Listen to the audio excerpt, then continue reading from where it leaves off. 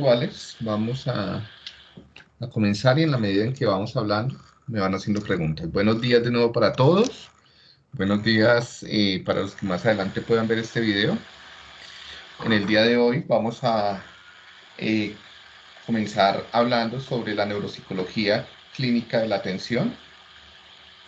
Recuerden que mi nombre es Diego Armando León, doctor en psicología y neurociencias. Bueno, comencemos hablando sobre qué es la atención, ¿sí?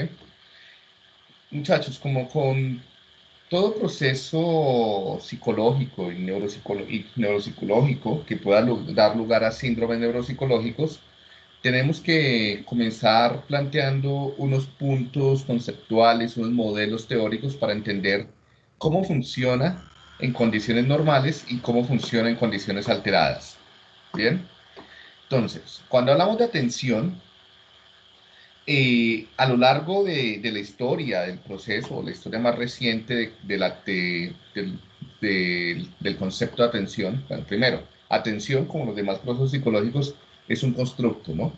Es un constructo, por lo tanto, es un concepto articulado a otros conceptos, ¿sí? Por ejemplo, atención está relacionado con conceptos como foco, selección atencional, filtro atencional, atención ejecutiva, etcétera, ¿no? Entonces hay un conjunto de conceptos articulados conceptualmente y también de cierta forma empíricamente, ¿no? Experimentalmente. Entonces, la atención no es una cosa que esté dentro del cerebro, no es una cosa que las personas hagan, no es algo que esté pasando en las personas, sino que en realidad el cuerpo funciona, el cerebro funciona, las personas se comportan en su medio, establecen interacciones, resuelven tareas, se comprometen en tareas, se responden y nosotros usamos estos conceptos para tratar de explicar, de dar cuenta de lo que esas personas están haciendo, ¿no?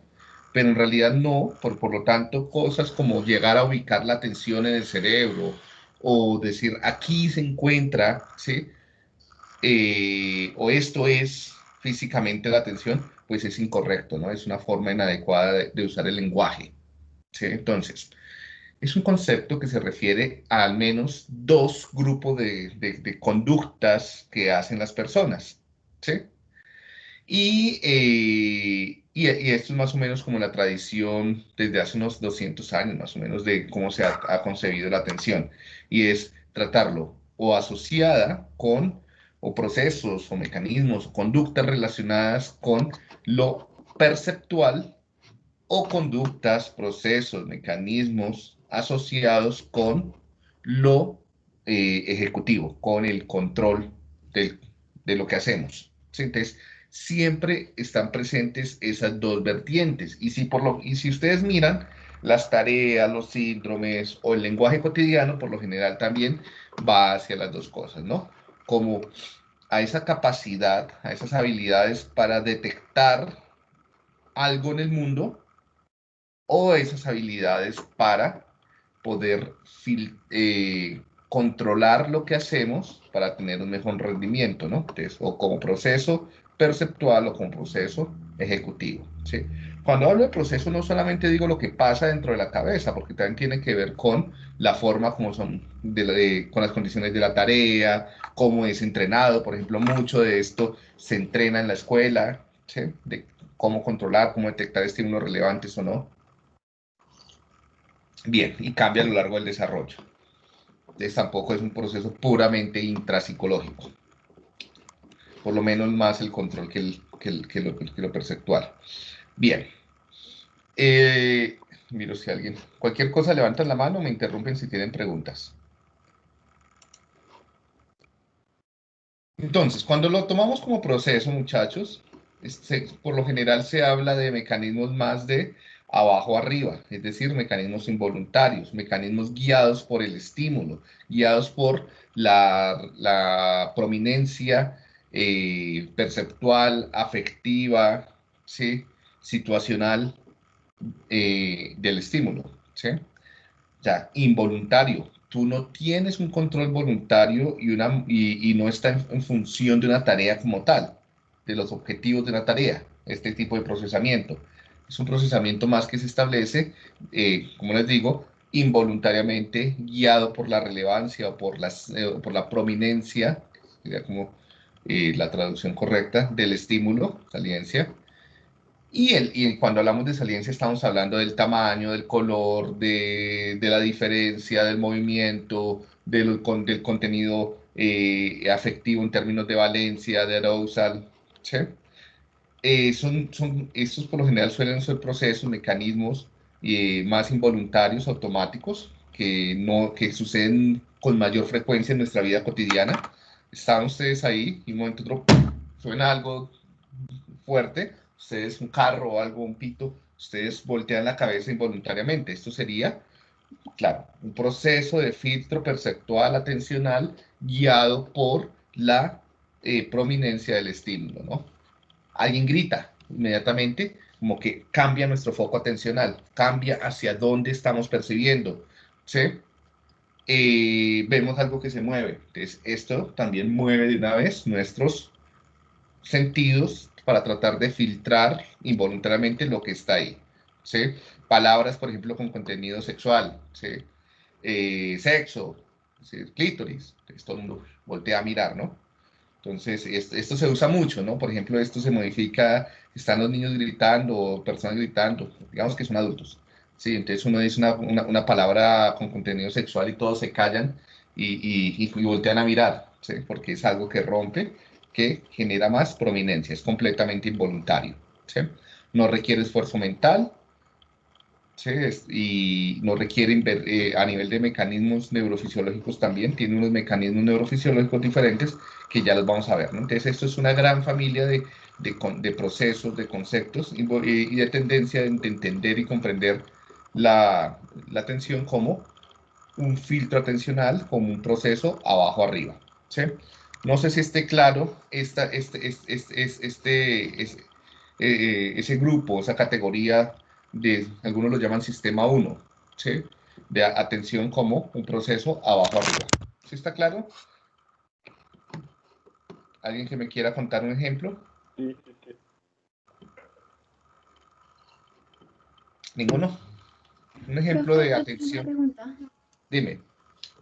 Es que tú hablas de que no requiere esfuerzo mental, pero es que no sé, pues yo a mí sí me imagino que la atención, cuando pues la atención sostenida, pues sí requiere un poco de como el focus y todo eso. Eso no es esfuerzo mental, o sea, ¿a qué te referirías con esfuerzo mental? Estaríamos en la otra familia, estaríamos en la atención como proceso ejecutivo, ya no como proceso perceptual.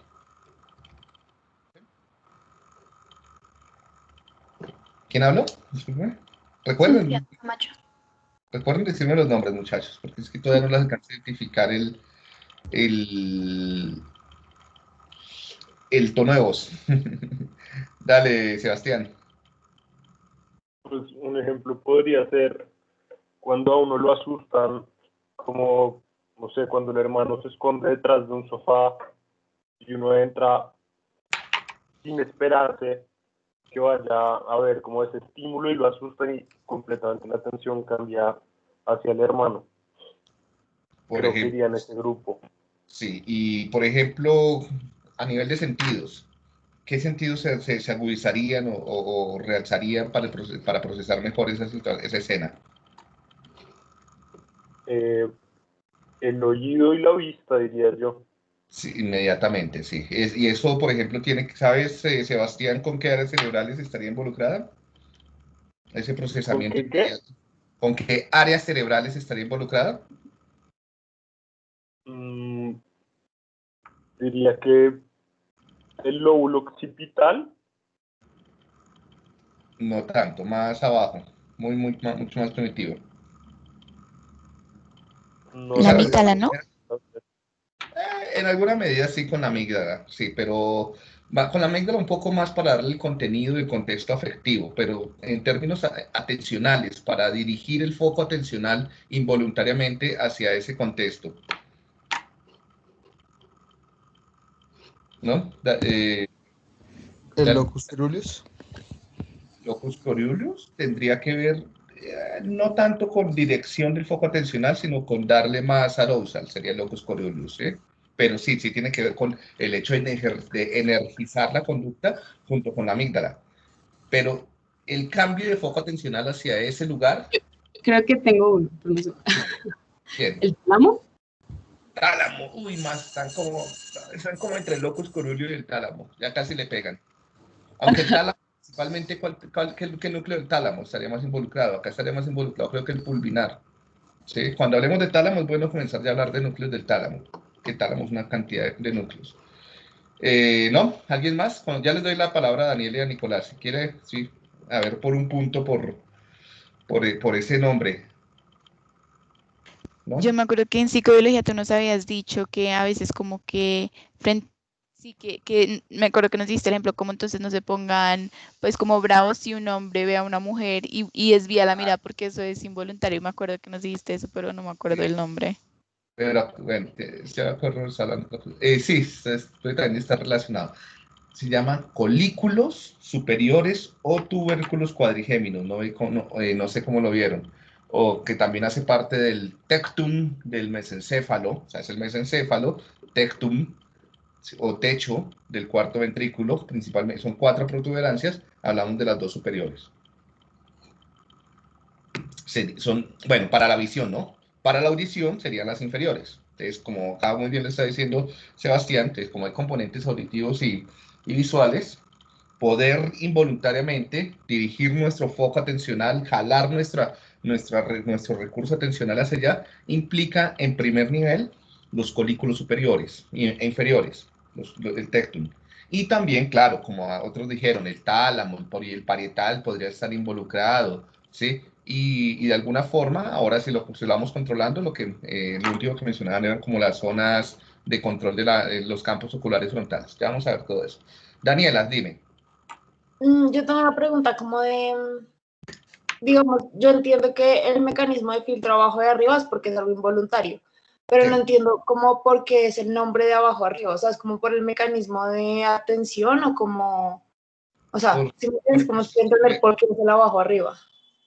A nivel de neuroeje serían tanto estructuras más inferiores, ¿sí? Entonces iría desde estructuras pasando también, como dijeron, el locus coeruleus, que estaría en el tallo, ¿sí? Ya miramos acá donde hay una imagen de un cerebro. O sea, es como el camino de la atención, o sea. Sí, entonces, Okay, por ejemplo, el procesamiento comenzaría desde estructuras más inferiores, comenzaría hacia estructuras más superiores y más anteriores, ¿sí? okay. Sí, el procesamiento, ¿sí? Entonces, la activación. Y también como a esto lo han puesto en esquemas como una pirámide, en estos tipos de esquemas piramidales, estos serían los componentes más basales, ¿sí? Okay. Entonces, por ejemplo, en este modelo piramidal de Posner, primero iría hacia arriba y los otros serían hacia abajo. No, ok, listo, gracias. Es por el tipo de modelo Ok, gracias. que tiene asociación tanto con lo neurofisiológico como también con los modelos cognitivos. Dale, Daniela, gracias por tu pregunta. Bueno, Sonia, dime. Margarita. Diego, yo tengo una pregunta y es cuando uno va manejando y se le cambia el semáforo como a rojo o se le atraviesa un peatón, ¿eso hace parte como de este proceso perceptual o Sí. ya es como atención ejecutiva? No, es completamente, o sea, todo lo que sea involuntario, sí, como que está ahí dormido, pero, o sea, eso es un sistema de vigilancia inmediato, que tan pronto hay algo que pueda ser altamente relevante, claro, ahí como mencionaban, la amígdala y demás tiene que ver, para valorar qué es lo que es inmediato y relevante, ¿sí? Entonces, inmediatamente se te atraviesa un peatón y tú involuntariamente, como que todo tu foco atencional se cierra, ¿no? O sea, como que tú estás viendo el panorama amplio, ¿sí? Entonces, en este momento traten de ustedes de fijar su mirada como hacia la pared, o sea, un campo más alto, más amplio. Entonces, ustedes tienen digamos que un campo visual de cerca de 2 metros, ¿no? Moviendo los ojos. Pero tan pronto en una esquinita inferior viene un niño o alguien corriendo, inmediatamente usted todo lo demás se borra, todo lo demás se difumina y sus sentidos se quedan en un pedacito sin que ustedes lo quieran. en un pedacito, digamos que ya de unos cuantos milímetros, digo, centímetros. Ese foco, poder estrechar ese foco atencional para procesar con detenimiento el estímulo y dar una respuesta involuntaria rápida en cuestión de milisegundos, frenar, acelerar, lo que sea, tiene que ver con este filtro, ¿no? Ok, y con los semáforos pasa lo mismo, así yo esté pendiente como de que cambie o algo así. Tiene que ver mucho con tu aprendizaje, ¿no? Muchos ven el rojo y de una vez mandan el pedal al freno. Otros han aprendido que ven el rojo y lo que hacen es mandar el pedal al acelerador. Claro, aunque también depende, ¿no? Porque puede ser que estos son procesos paralelos, que también hay un proceso paralelo en el que tienes que tomar una decisión voluntaria. Y entonces tú ves que tú rápidamente estás percibiendo todos los estímulos y incluyendo la velocidad con la que vas. Uno percibe a qué velocidad va con respecto al contexto, y tú ves que pasó amarillo de un momento a otro, digamos no a rojo sino amarillo, y tú tienes que tomar un juicio, y es, o frenas en seco y el detrás te puede pegar, y puedes quedar hasta en la mitad de la vía, o aceleras y pasas el semáforo. Entonces eso sería ya esta parte de control ejecutivo, ¿sí? Ya cuando tienes que tomar la decisión voluntaria. Por eso cuando esté al otro lado y el policía te vaya a hacer el comparendo porque te pasaste el semáforo, tú ya no puedes decir, no, es que fue involuntario, fue que mi cerebro tomó la decisión por mí. No, nada. Acá tú tuviste un tiempo también de mecanismo atencional descendente donde pudiste tomar una decisión involuntaria. Claro, en el caso del peatón, sí tuviste que hacer cosas involuntarias para tratar de no atropellarlo. Uno muchas veces no alcanza ni a pensar qué va a hacer, ¿no? Tú giras para un lado, giras para el otro, ¿sí? Frenas, etc. Listo, gracias. Accidental y algo voluntario. Nicolás, dime. Dime, ya sé. Los psicofármacos que ayudan como para la atención, como por ejemplo el Adderall, como qué sistemas intervienen. Dame un tiempito y ya vamos para allá, ¿vale? Ah, listo, listo. Listo, que hasta ahora estamos con la introducción y ya digamos a ver toda la parte de neurofisiología y neurofarmacología. Gracias, pero la vamos a tener ahí, Nicolás. Acá la voy a apuntar. Con los Listo, psicoestimulantes. Esos psicofármacos se llaman psicoestimulantes. ¿Listo? dale, Desde aquí en gracias. adelante no me vas a volver a decir los psicofármacos como la Adderall, sino me vamos a decir psicoestimulantes como la Adderall, ¿vale? Bien. Entonces, el otro sería el mecanismo ejecutivo voluntario de toma de decisiones mediado por el lenguaje. Este no es mediado por el lenguaje, este sí es mediado por el lenguaje, ¿sí? Este es como una función casi que ejecutiva, es como el lenguaje me permite a mí dirigir mis procesos atencionales y mi conducta en pro de los objetivos de una tarea. Este no está basado en los objetivos de la tarea, sino más en el contexto de la inmediato, ¿no? Entonces esto es guiado por los objetivos o propósitos de la tarea, esto es más un control voluntario, una función ejecutiva, este no requiere esfuerzo mental, entonces este no fatiga, este sí fatiga mentalmente, este genera estrés, este no tanto, es más pasivo, esto es más activo, ¿sí? Entonces esto también les sirve a ustedes, por ejemplo, cuando vayan a diseñar un taller, cuando vayan a diseñar una clase, cuando vayan a diseñar una actividad, ¿qué tanto quieren fatigar? O sea, tienen que balancear ese tipo de procesos atencionales. Porque muchos profesores, por ejemplo, trabajan con niños y dicen, no, es que los niños se me distraen, pues claro, y no les gusta mi clase, porque tú estás explotando demasiado este tipo de actividades, donde las personas tienen que estar respondiendo voluntariamente y lingüísticamente a una tarea.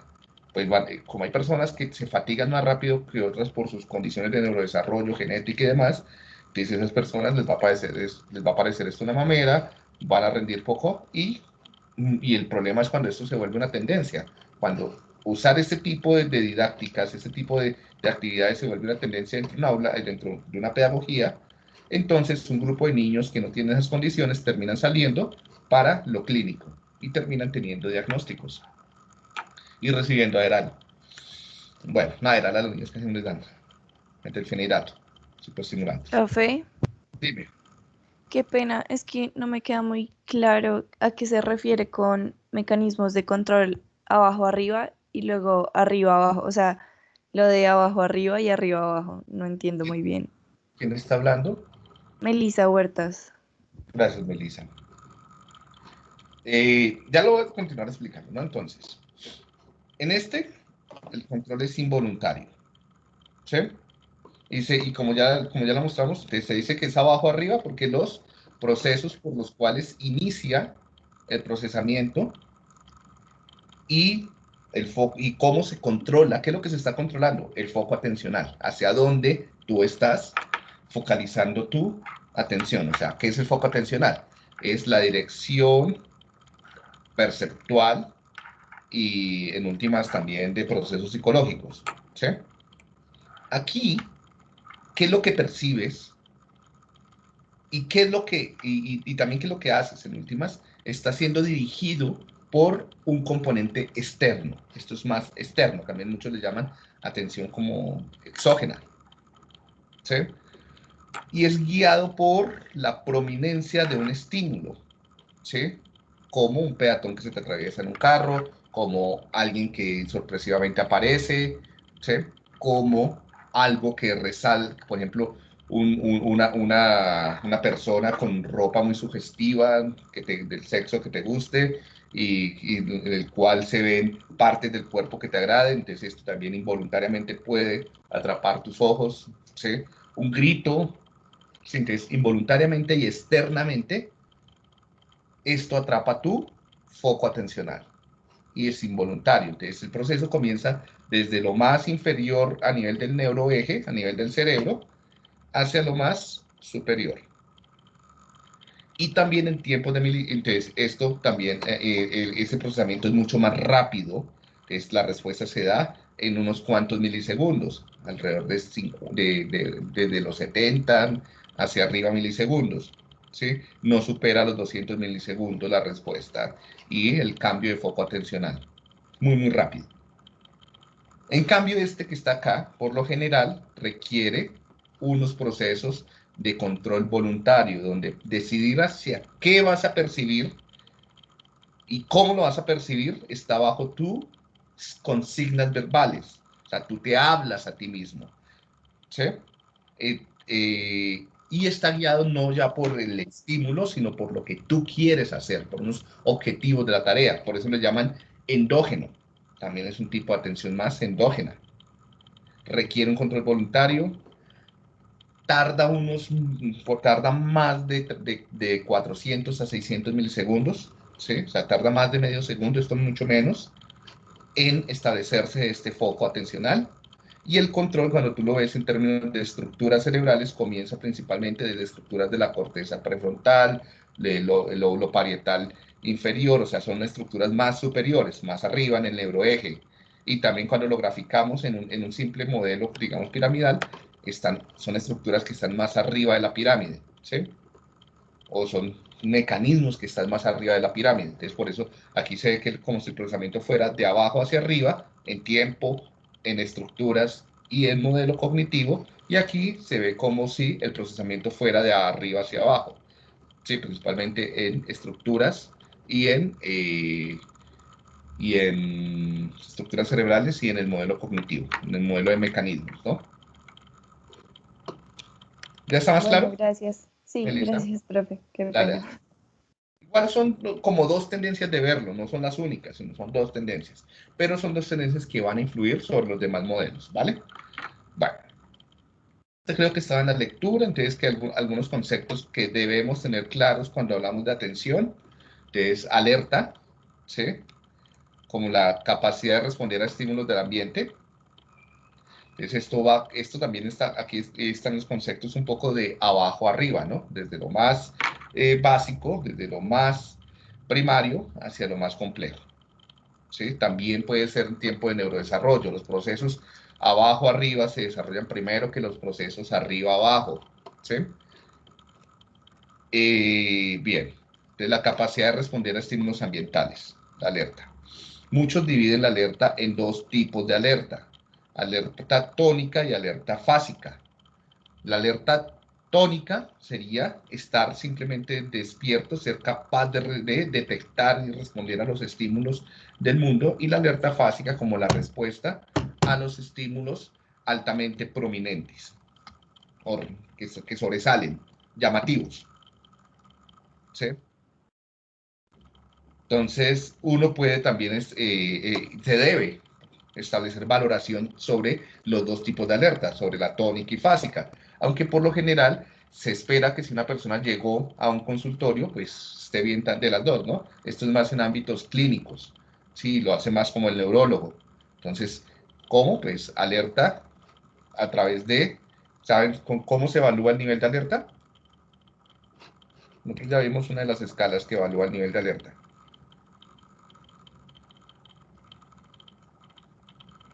¿Podría ser Glasgow? Ah, sí. Glasgow, sí. La escala de Glasgow. Las escalas de coma. Muy bien. ¿Quién me respondió? Valentina Torres. Gracias, Vale. Recuerden decirme sus nombres. ¿Qué es Vale? Y todo, sí. La escala de Glasgow, por ejemplo, me permite a mí valorar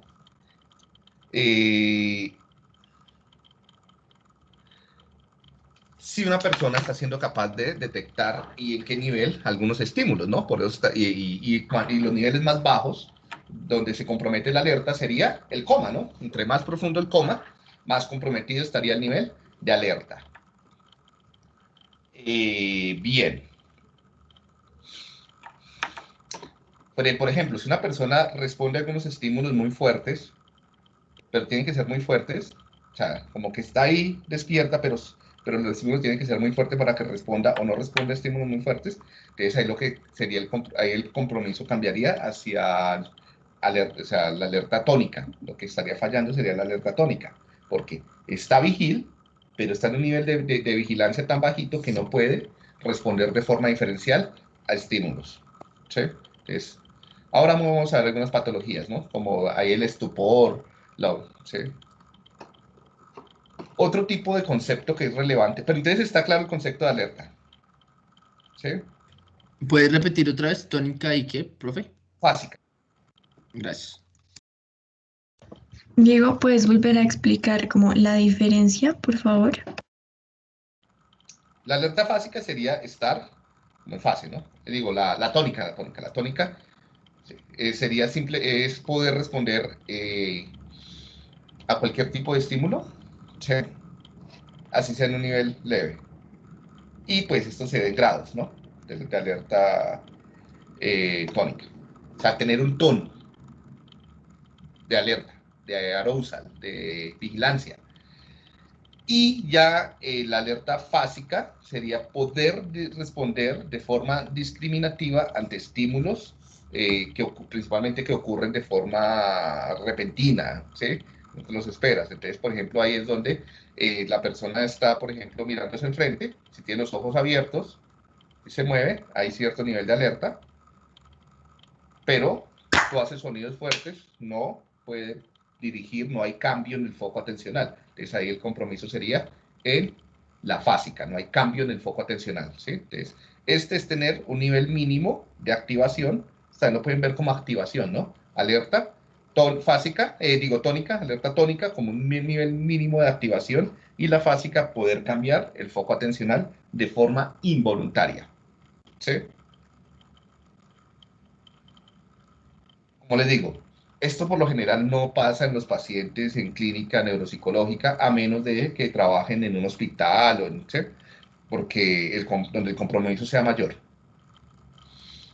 Selección atencional sensorial. Estoy de acuerdo un poco con la lectura. Este modelo de lectura es un poco extraño porque no se ajusta bien a otros modelos, pero bueno, ya los vamos a ir. Es lo que en otros modelos se conoce como orientación, esta selección atencional sensorial, ¿sí? Y es como la capacidad de explorar, de ir cambiando el foco atencional en el ambiente, ¿no? Entonces yo les digo, miren, por ejemplo, su contexto, ¿sí? Y ustedes simplemente vayan como girando la cabeza y mirando qué hay en la pared, qué hay en el piso, ¿sí? Qué hay a la derecha, qué hay a la izquierda, sin decírmelo, simplemente van explorando. Entonces, esta capacidad de ir cambiando el foco atencional, de orientación de forma más involuntaria, ¿sí? Tiene que ver con eso que llaman selección atencional sensorial. Y pues, por lo general uno se queda con los objetos de mayor prominencia.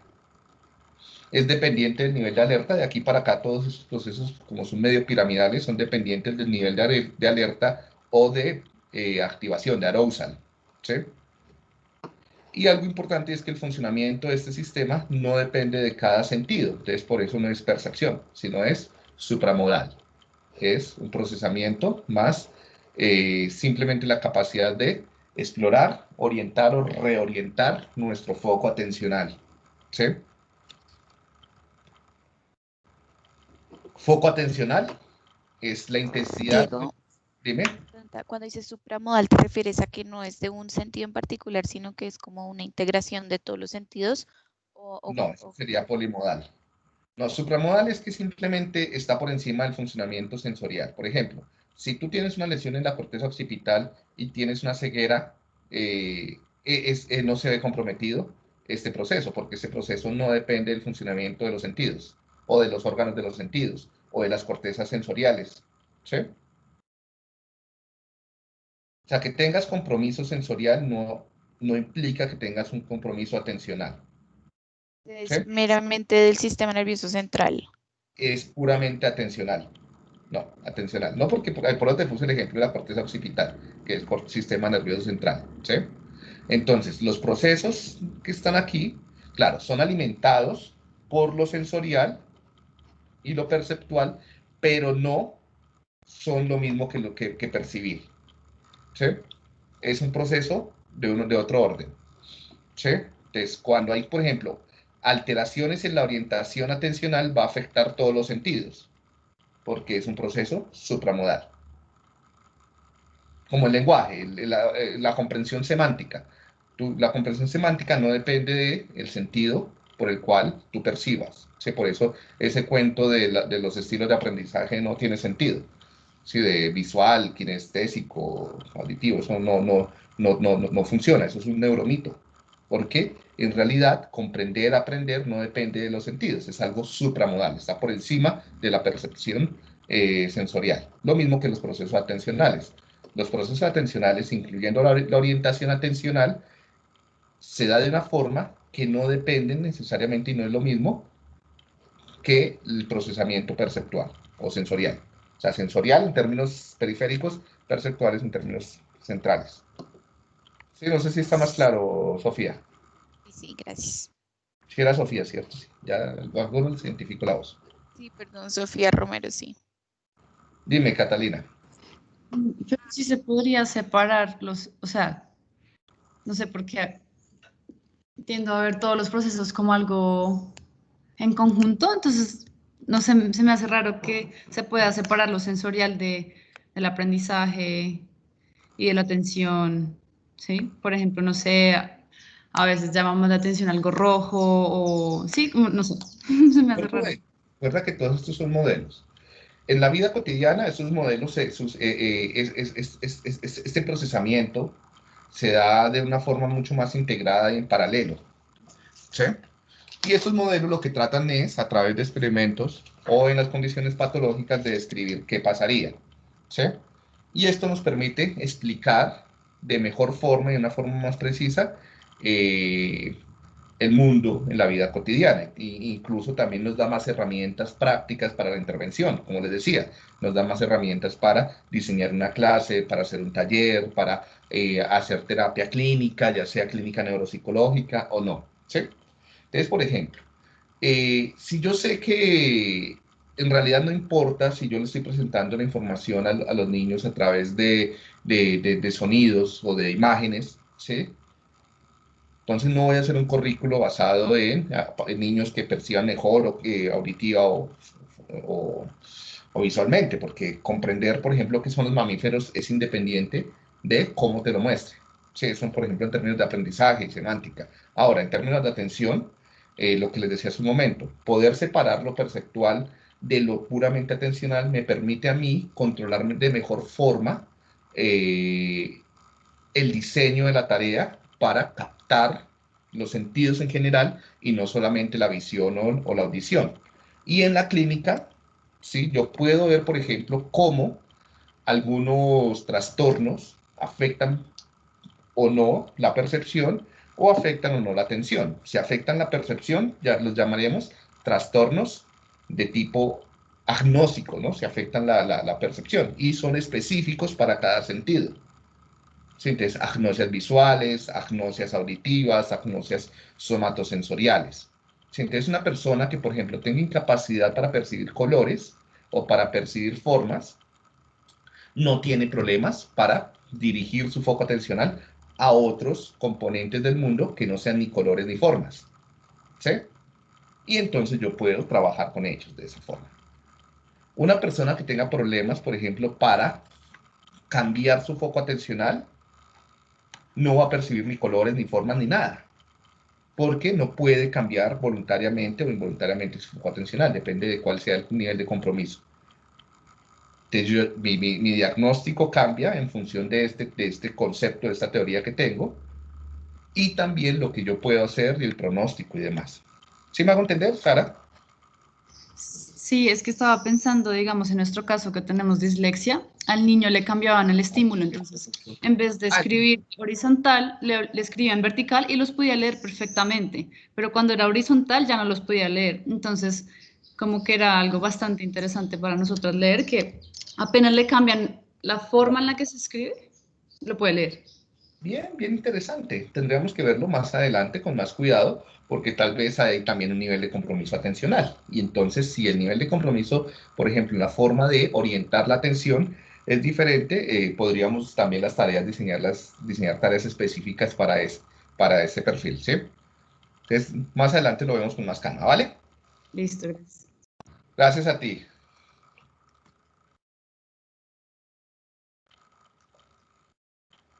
Bueno, pero entonces lo que ustedes tienen es un caso con dislexia, no es que ustedes tengan dislexia, ¿cierto?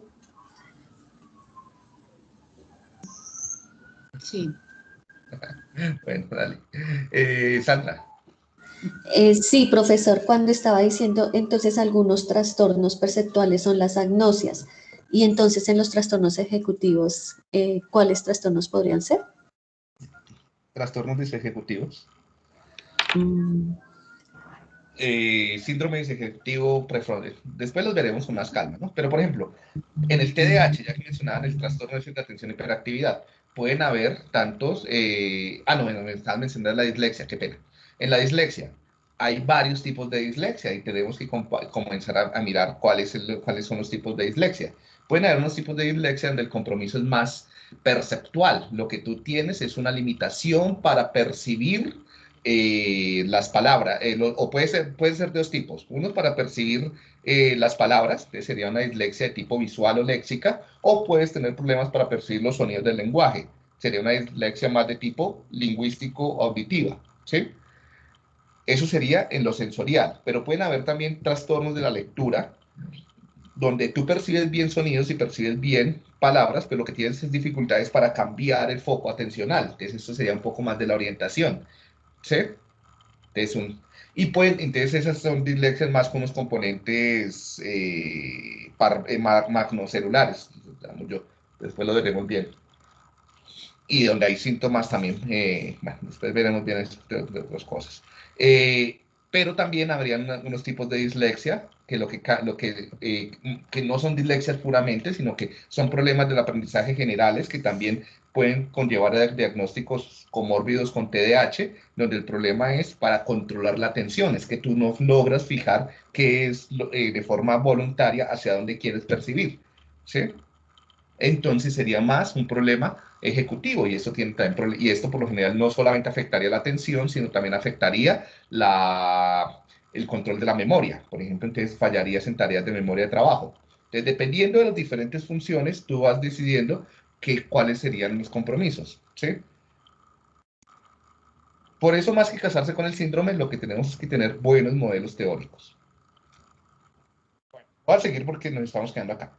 Entonces, y hasta ahora estamos introduciendo los conceptos. Entonces, foco atencional. ¿Está un poco más claro, Sandra? Sí, señor. Muchas gracias.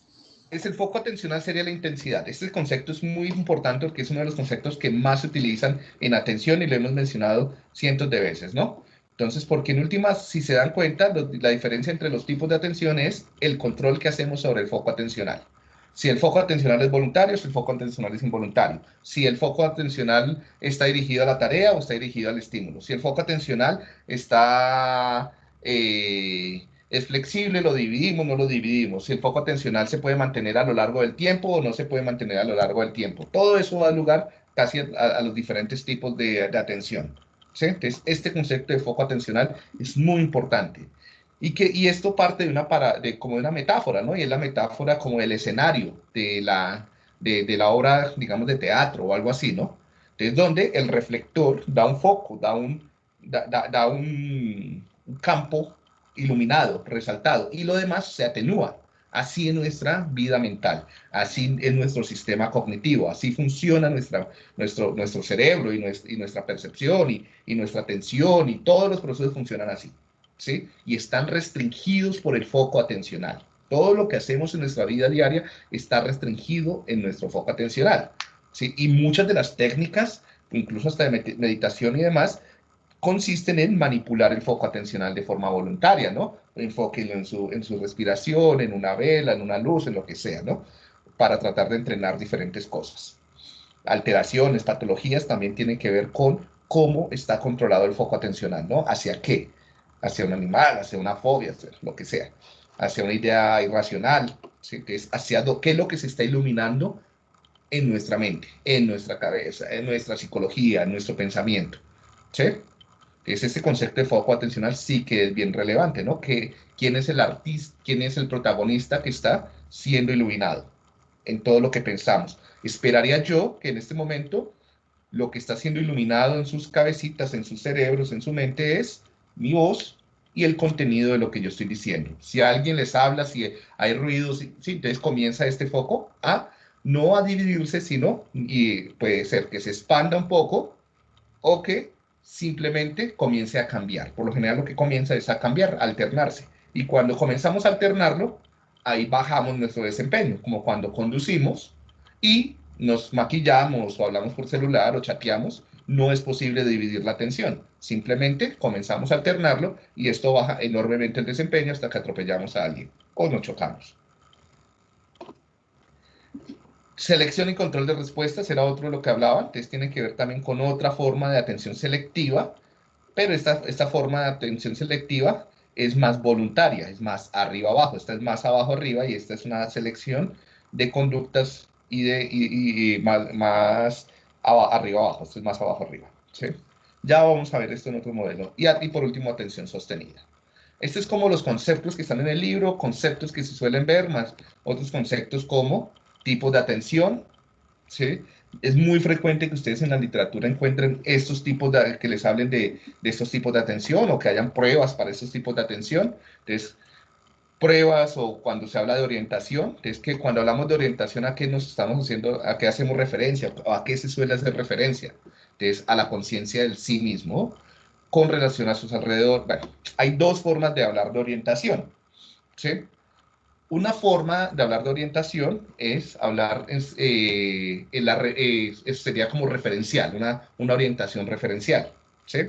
Y es la forma en la que el nivel de conciencia que yo tengo de mí mismo en relación con el mundo. Entonces ahí muchos hablan de atención autopsíquica y alopsíquica, o atención en tiempo, lugar y persona. Entonces también en casi todas las pruebas de atención y en los modelos de atención se evalúa atención en tiempo, lugar y persona. Entonces es cuando se le pregunta a la persona, ¿quién es usted? ¿Dónde está? ¿Cuándo es? ¿Sí? Entonces, ¿en dónde está? ¿Qué día es hoy? ¿Qué fecha es hoy? ¿Qué día de la semana? ¿En qué lugar se encuentra? ¿En qué ciudad? ¿Sí? Entonces esto sería, es una forma, espérate, esta sería una forma de hablar de la orientación, ¿no? Como una referencia de sí mismo con respecto al contexto y al tiempo, ¿sí? Entonces, orientación en tiempo, lugar y persona. Este procesamiento de orientación en tiempo, lugar y persona suele ser una orientación voluntaria, suele ser más arriba, abajo, porque está guiado por la tarea, está guiado por la pregunta de qué día es hoy, quién es usted, dónde está, cuál es su nombre, ¿sí? Dime. Gracias, y qué pena, me devuelvo un poquito. Es que me surge la duda como de todo esto del foco atencional. El foco atencional puede como variar, digamos, con respecto a la automatización de una tarea. O sea, no sé, como que yo me lo pensaba mucho, digamos, como cuando uno aprende a manejar a cuando ya maneja como fluidamente. O sea, ese foco atencional, digamos que ya no es tan prominente, ¿o cómo sería? Sí, totalmente. Entonces, ¿qué es lo que pasa? Aquellos componentes que son automatizados, ¿sí? Entonces, se les resta atención voluntaria, se les resta un foco arriba-abajo, ¿sí? No quiere decir que el foco desaparezca completamente, ¿sí? Sino que tú puedes alternarlo de una forma muy rápida y no es necesario que te des cuenta de ese foco atencional. Pueden haber focos atencionales involuntarios. Por ejemplo, tú vas conduciendo. Sigamos con el ejemplo. No sé si todos han conducido acá. Levanten la mano los que nunca hayan conducido un auto.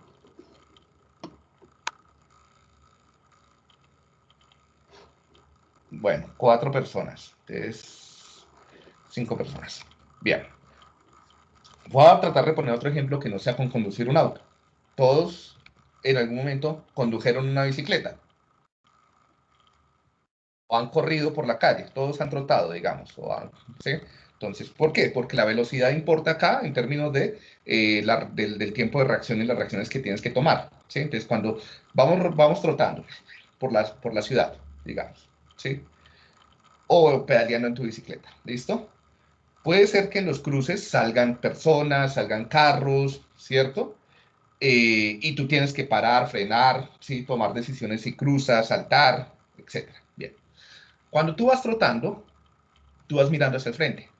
Puede ser que tú vayas pensando, man, tengo que pagar las cuentas, tengo tal taller, tengo que hacer tal cosa, tengo que ir pensando en el caso. Tú vas pensando otras cosas mientras vas trotando, ¿listo? Tu foco atencional, ¿dónde está? La mayor parte que está iluminada voluntariamente está en lo que tienes que hacer, sobre lo que estás planificando. Y eso no quiere decir que tus ojos no estén percibiendo el mundo, sino que eso sería un foco involuntario, atenuado, ¿sí? No lo olvidado, sino atenuado. ¿Listo? Igual tus ojos comienzan a saltar de la piedra al andén, al poste, a los transeúntes para que no los choques.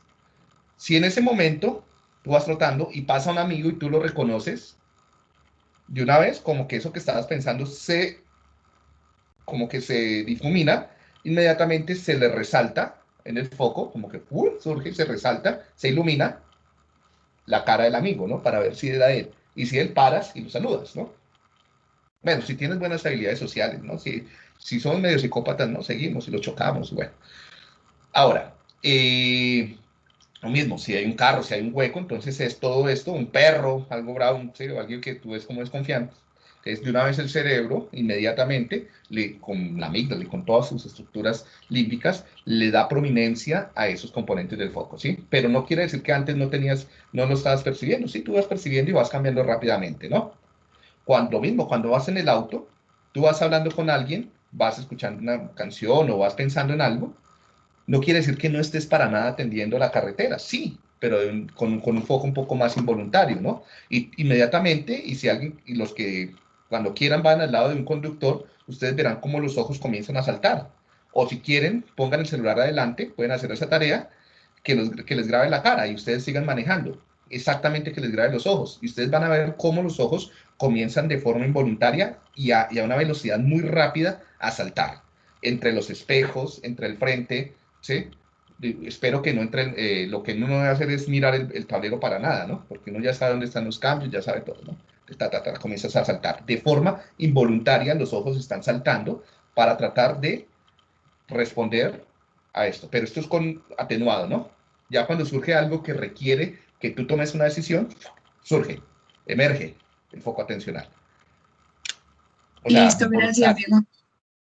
¿Sí? Sí. Igual, cuando juegas un partido de fútbol, cuando haces un deporte, tú tienes que responder de forma rápida, y esto es, ¿sí?, el ultra instinto de Goku, ¿no? Rápido. Pero cuando tienes que tomar una decisión, ahí se vuelve todo más lento y también la respuesta baja en velocidad. Dime, Nicolás. Tengo una duda. O sea, la atención como proceso perceptual y la atención como proceso ejecutivo, ¿se podría decir que actúan como en paralelo o casi en Sí, paralelo? sí, están actuando en paralelo. Ok. Dale. Bien, gracias, Nicolás. Bueno, entonces, estamos con los conceptos o los tipos de atención que ustedes pueden ver en mucha literatura, ¿no? Porque es que no hay un solo modelo de atención, hay muchos. Entonces, hay muchos conceptos que ustedes van a poder ver. Entonces, orientación. Ya les dije, cuando se habla de orientación hay dos acepciones en neuropsicología sobre la atención, sobre la orientación, qué pena. O sea, hay dos formas de hablar de orientación en neuropsicología.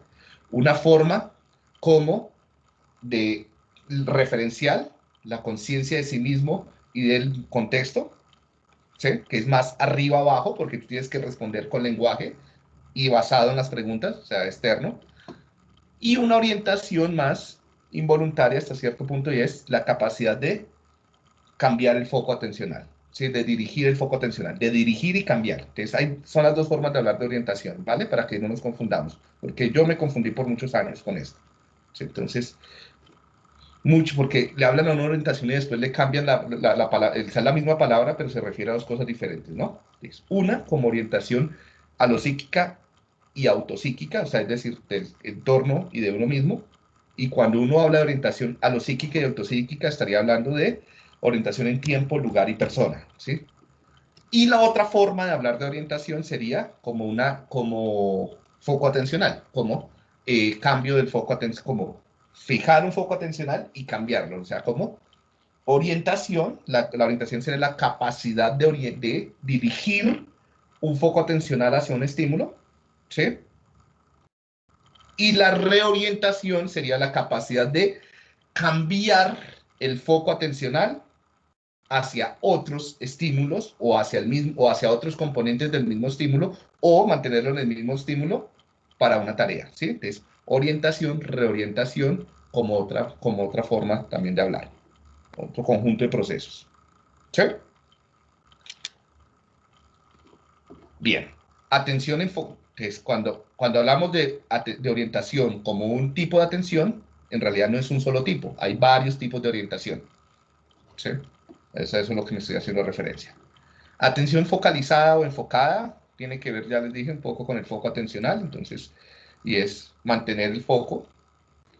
Atención sostenida, ahí sí sería cómo podemos mantener un foco atencional por largo tiempo para responder a una tarea. Esto es ejecutivo, esto sería un tipo de atención ejecutiva, porque requiere un control voluntario para responder a una tarea, ¿sí? Mientras respondemos a través del tiempo, a pesar de la fatiga y a pesar de los estímulos que puedan ser interferentes, ¿sí? O hacer interferencia. ¿Me dan un ejemplo de atención sostenida, por favor?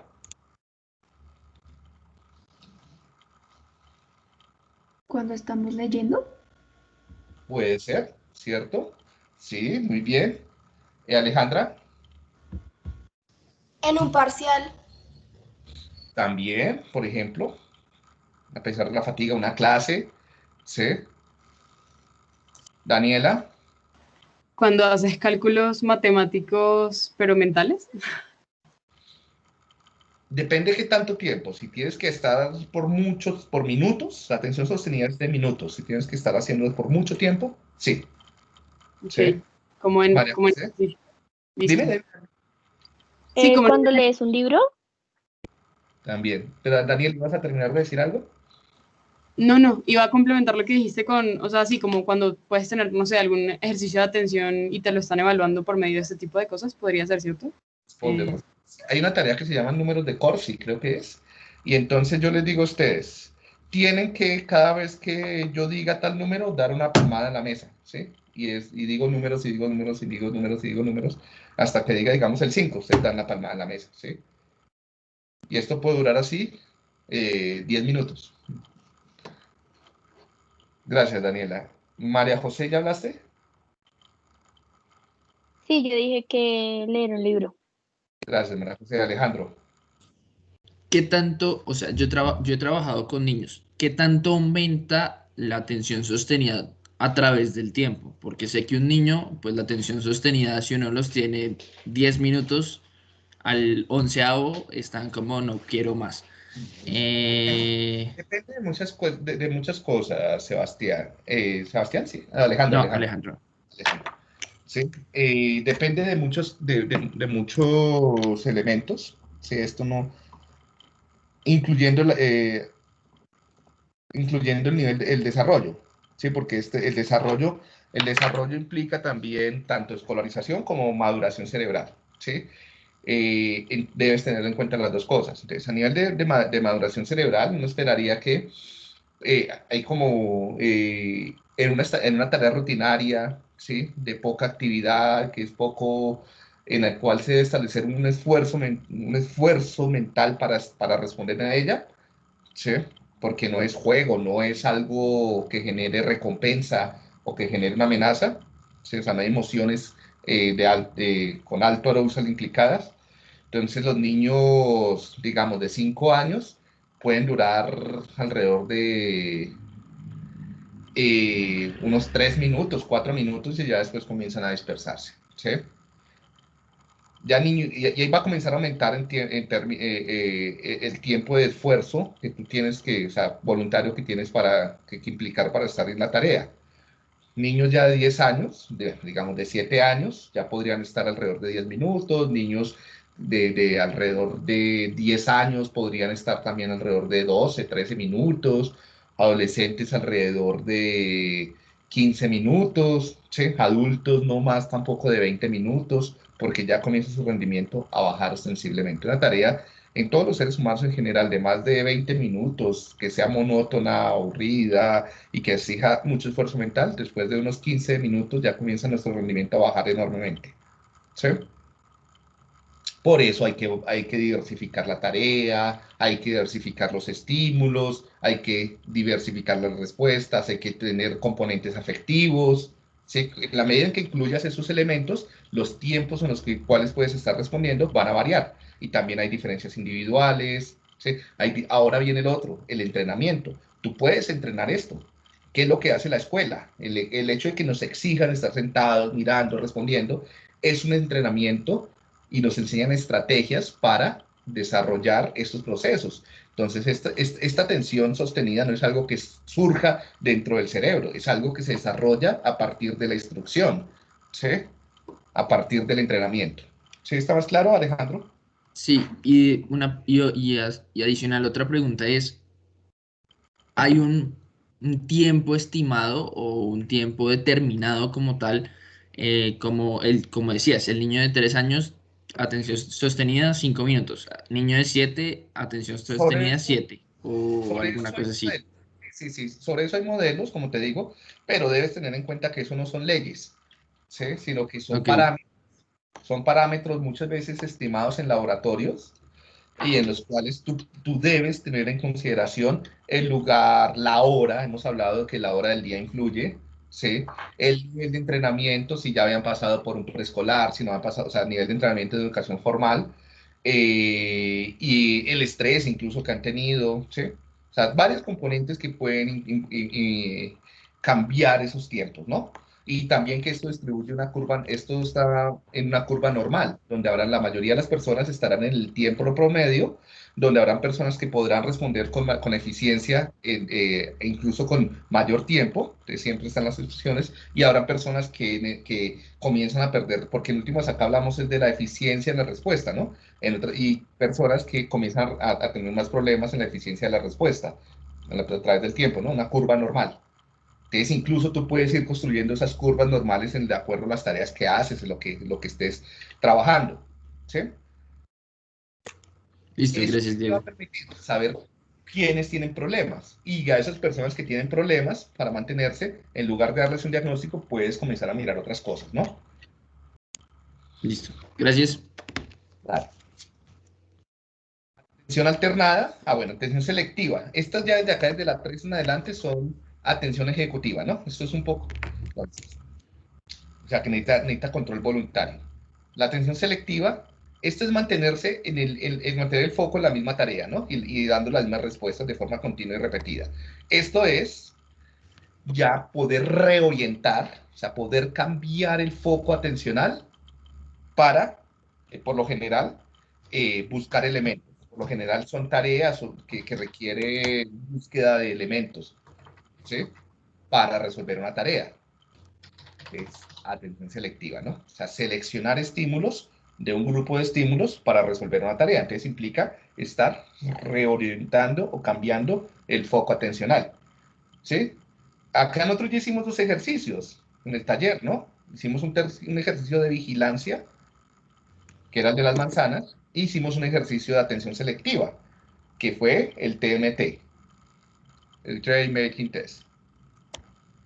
Atención alternada sería la capacidad de alternar el foco de atención entre varias tareas. Entonces, por ejemplo, cuando ustedes chatean y conducen, ustedes están alternando el foco atencional. Y va a haber un momento en el que esto pues disminuye la capacidad de responder a las 2 tareas. ¿Sí?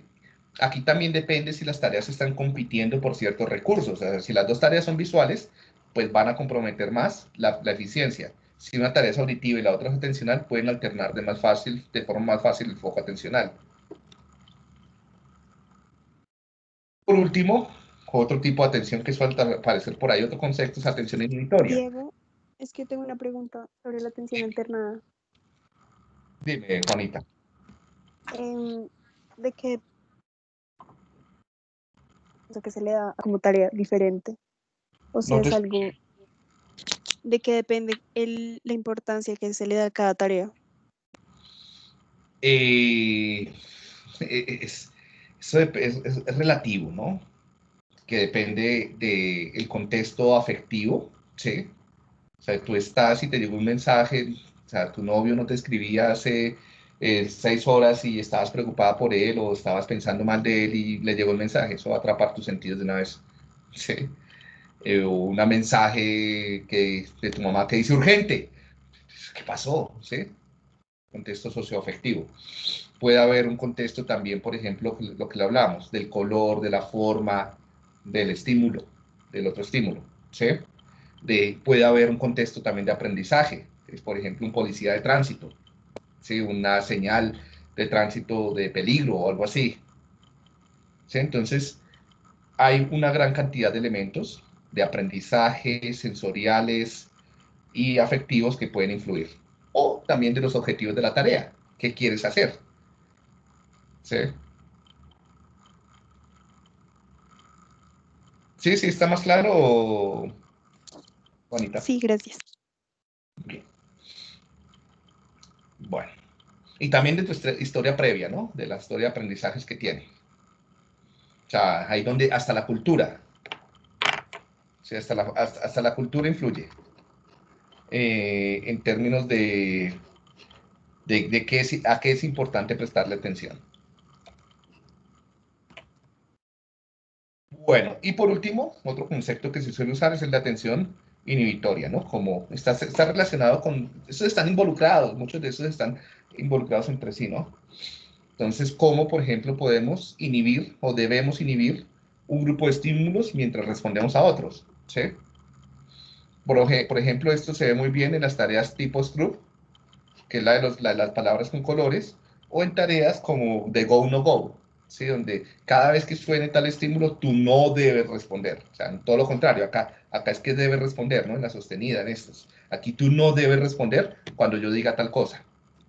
¿Sí? Todo esto es ejecutivo, entonces también se suele evaluar en funciones ejecutivas.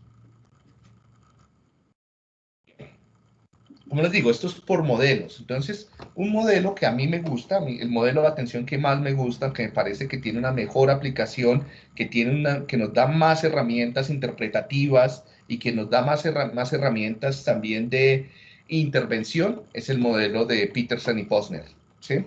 Hay otros modelos que organizan de forma diferente todos estos conceptos, pero creo que este es uno de los modelos que tiene mayor sentido y mayor correspondencia con lo que vemos en neurofisiología, que me permite interpretar muy bien lo que pasa a nivel de pacientes, a nivel clínico, y que me permite a mí también organizar muy bien mis estrategias de intervención. ¿Listo? Entonces, nos vamos a concentrar un poco en el modelo de Peterson y Posner. Creo que hay un artículo donde resume muy bien el modelo dentro de los artículos de apoyo. ¿Sí? Este modelo lo que propone es que la atención podemos organizarla o los procesos involucrados en este gran, o sea, que la atención no es una cosa, ¿sí? No es un concepto que se refiera a un único conjunto de procesos, no. Es un constructo enorme, gigante, en el que por la historia se han agrupado diferentes procesos, arriba, abajo, abajo, arriba, ¿listo? Entonces él trata como de darles un orden. Entonces él ve que esos diferentes procesos o fenómenos involucrados con la atención se pueden organizar como en una pirámide, ¿sí? Desde unos más basales, más básicos, a unos más complejos. También me darían el orden de lo abajo arriba y lo arriba abajo, si se dan cuenta. ¿Sí? Donde en los pisos inferiores, y también esto tendría un orden de neurodesarrollo, un orden temporal, pues, acá están, estos son procesos que ocurren en menos de 100 milisegundos, estos son procesos que ocurren entre 100 a 250, 300 milisegundos, estos serían procesos que ocurren en el orden de los 400 milisegundos en adelante, realmente más allá de los 600. ¿Sí? Y también de neurodesarrollo. Esto se desarrolla prenatalmente y se regula durante los 2-3 primeros años de vida. Esto se desarrolla desde también poco prenatal, pero tiene un desarrollo importante en los 2-3 primeros años de vida y se va afinando durante toda la vida. Y esto se desarrolla principalmente después del segundo año de vida y con un desarrollo importante en la adolescencia, en la adultez. ¿Sí? ¿Ven? El orden del time de lo abajo arriba y de lo arriba abajo. Bueno, entonces, ya vamos a entrar a hablar y a explicar cada uno, no se preocupen. ¿Sí? Este sería nuestro señor Posner, uno de los neurocientíficos cognitivos más importantes que existe y que ha existido, ¿no? Ya está bien viejito.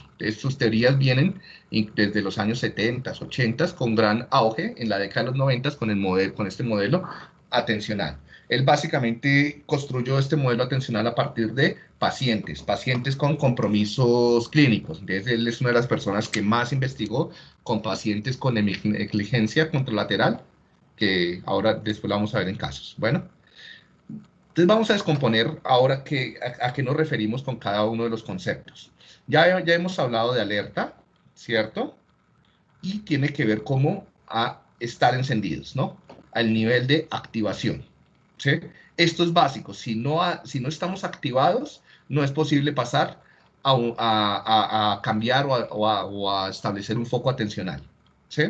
Entonces, alerta como la capacidad o la condición de estar activado. Orientación, ya le hemos hablado, como esta capacidad de establecer un foco atencional o cambiar el foco atencional, que puede ser voluntario o involuntario. Y el control atencional también es lo mismo que la atención ejecutiva, como el control verbal, voluntario y establecido o aprendido a través de la cultura, ¿no? Alerta. Capacidad de estar despierto está determinada por el nivel de activación arousal. Yo creo que este es un concepto que ya han venido ustedes escuchando por largo tiempo en psicología o en clases de psicología. Esto requiere un procesamiento, pues, involuntario. Estar despierto no es algo que podamos decidir completamente. ¿Sí? Permite detectar estímulos, detectar el mundo, responder al mundo. Por eso se evalúa con escalas de coma. ¿Sí? Responder de forma automática. Y ahora sí, ya comenzamos con la parte neurofisiológica, que es el nivel de alerta, está asociado al sistema simpático, lo que han mencionado hace un tiempo de el locus coeruleus o el locus ceruleus, ¿sí? Que es azul celeste. Entonces, ¿qué sería? ¿Dónde está ubicado el locus coeruleus o ceruleus? En el tallo. Más específicamente, el tallo se comprende de... No. Más abajo. Les doy una pista, que es lo que les decía. El tallo se comprende de bulbo, protuberancia y mesencéfalo. Protuberancia. Protuberancia anular. Sí. Gracias. Entonces, en la protuberancia anular o puente varóleo. Muchachos, desde la clase de hoy, es importante que retomen ustedes sus apuntes de neuroanatomía y neurofisiología, porque esto se vuelve neuro, ahora sí otra vez, ¿sí? Ya después del primer corte de introducción. Entonces, para que esto no sea una tortura, deben retomar ustedes todo esto bien de neuroanatomía, ¿no? Sí, incluso recuerden, si quieren ver, yo tengo varios videos ahí de las clases que yo dicté en psicobiología de neuroanatomía, ¿sí?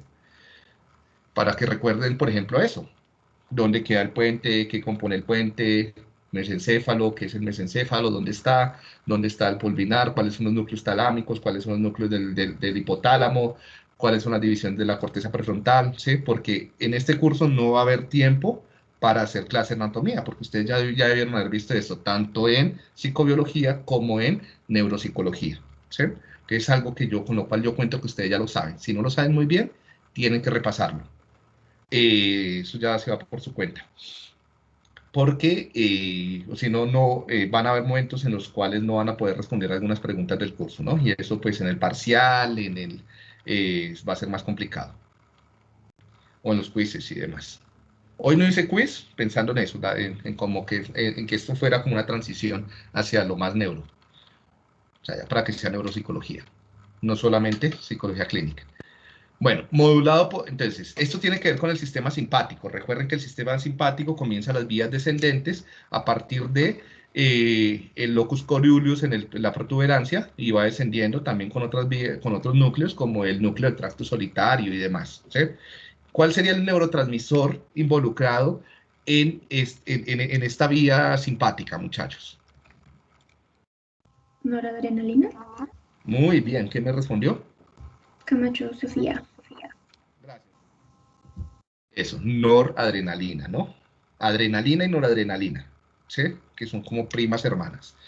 Entonces, y tienen los mismos receptores. Entonces, todo lo que son receptores adrenérgicos, agonistas adrenérgicos y neurotransmisores adrenérgicos van a incrementar el funcionamiento de la red de alerta, ¿sí? Y eso puede tener que ver con lo que preguntaban hace un momento, no me acuerdo si era Nicolás o quién, que preguntaba sobre el aeral. ¿Sí? Que entonces el aeral sirve como psicoestimulante al también incrementar el tono del sistema de alerta o de la red de alerta, porque es también un agonista adrenérgico, ¿sí? O de las catecolaminas en general, donde también está la dopamina.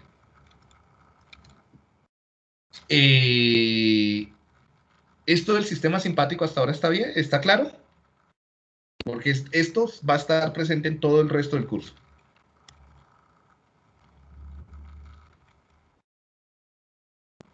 Sí, profe. Vale. Bueno, sistema simpático, parasimpático.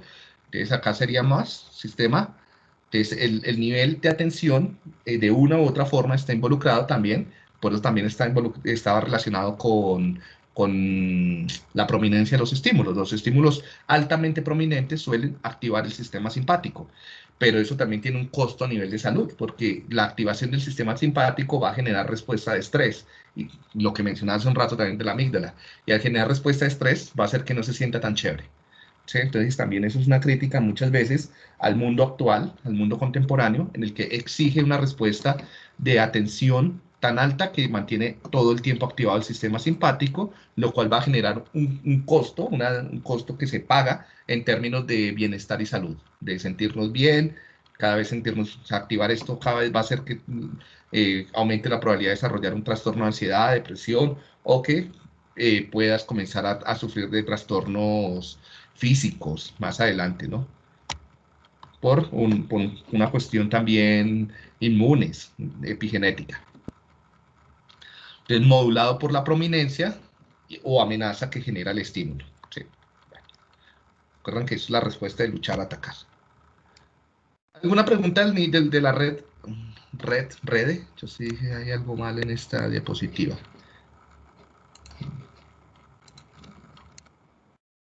¿Una pregunta sobre este sistema o la red de alerta? Sí, qué pena, podrías repetir nuevamente dónde se estaba el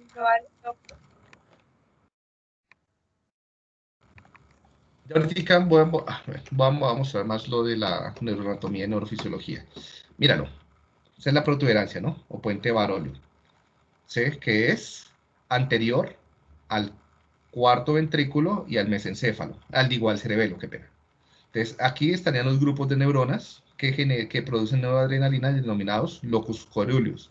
Esto va a generar una red de activación ascendente y una red de activación descendente. Claro, esto no es solamente noradrenalina, sino también pueden haber acá neuronas serotoninérgicas, como las del núcleo RAFE y dopaminérgicas magnocelulares, ¿sí? Que van a formar una red reticular ascendente. ¿Alguien se acuerda cómo se llama esta red reticular ascendente que nos permite estar despiertos? Sara. Muy bien, Sara. ¿Quién lo dijo? Sofía Romero. ¿Qué? Sofía. Sí. Muy bien. Eso sí te acordaste de psicobiología, ¿no? Entonces, el nivel de activación también está controlado por esta red ascendente de neuronas noradrenérgicas denominadas SARA, que como ustedes se ven, estos son los axones. Van a inervar o van a generar sinapsis con gran parte de la corteza cerebral, generando un tono, por eso también la tensión tónica, a la corteza cerebral. Este tono a la corteza cerebral es lo que permite que haya mayor o menor activación en la corteza, ¿sí? Y entrar en diferentes ondas. Ahora vamos a ver eso más claro. Pero vamos a avanzar. Caro.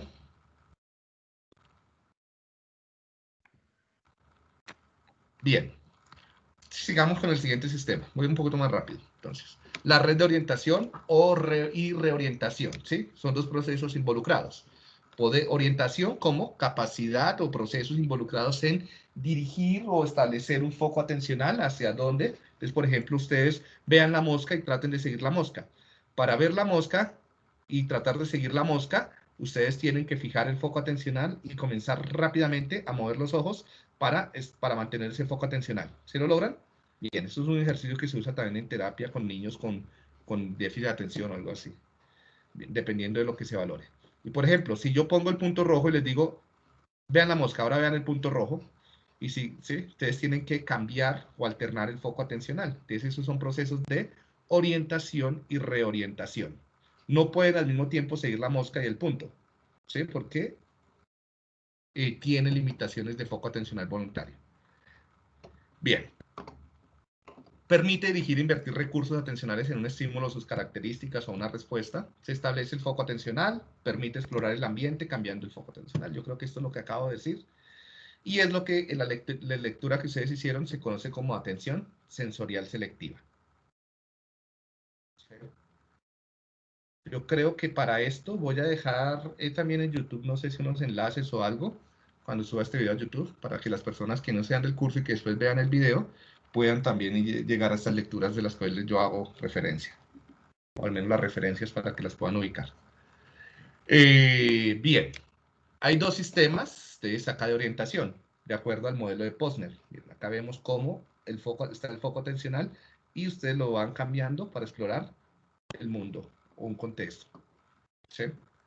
Entonces, hay un sistema de orientación abajo-arriba, también llamado de reorientación, ¿sí?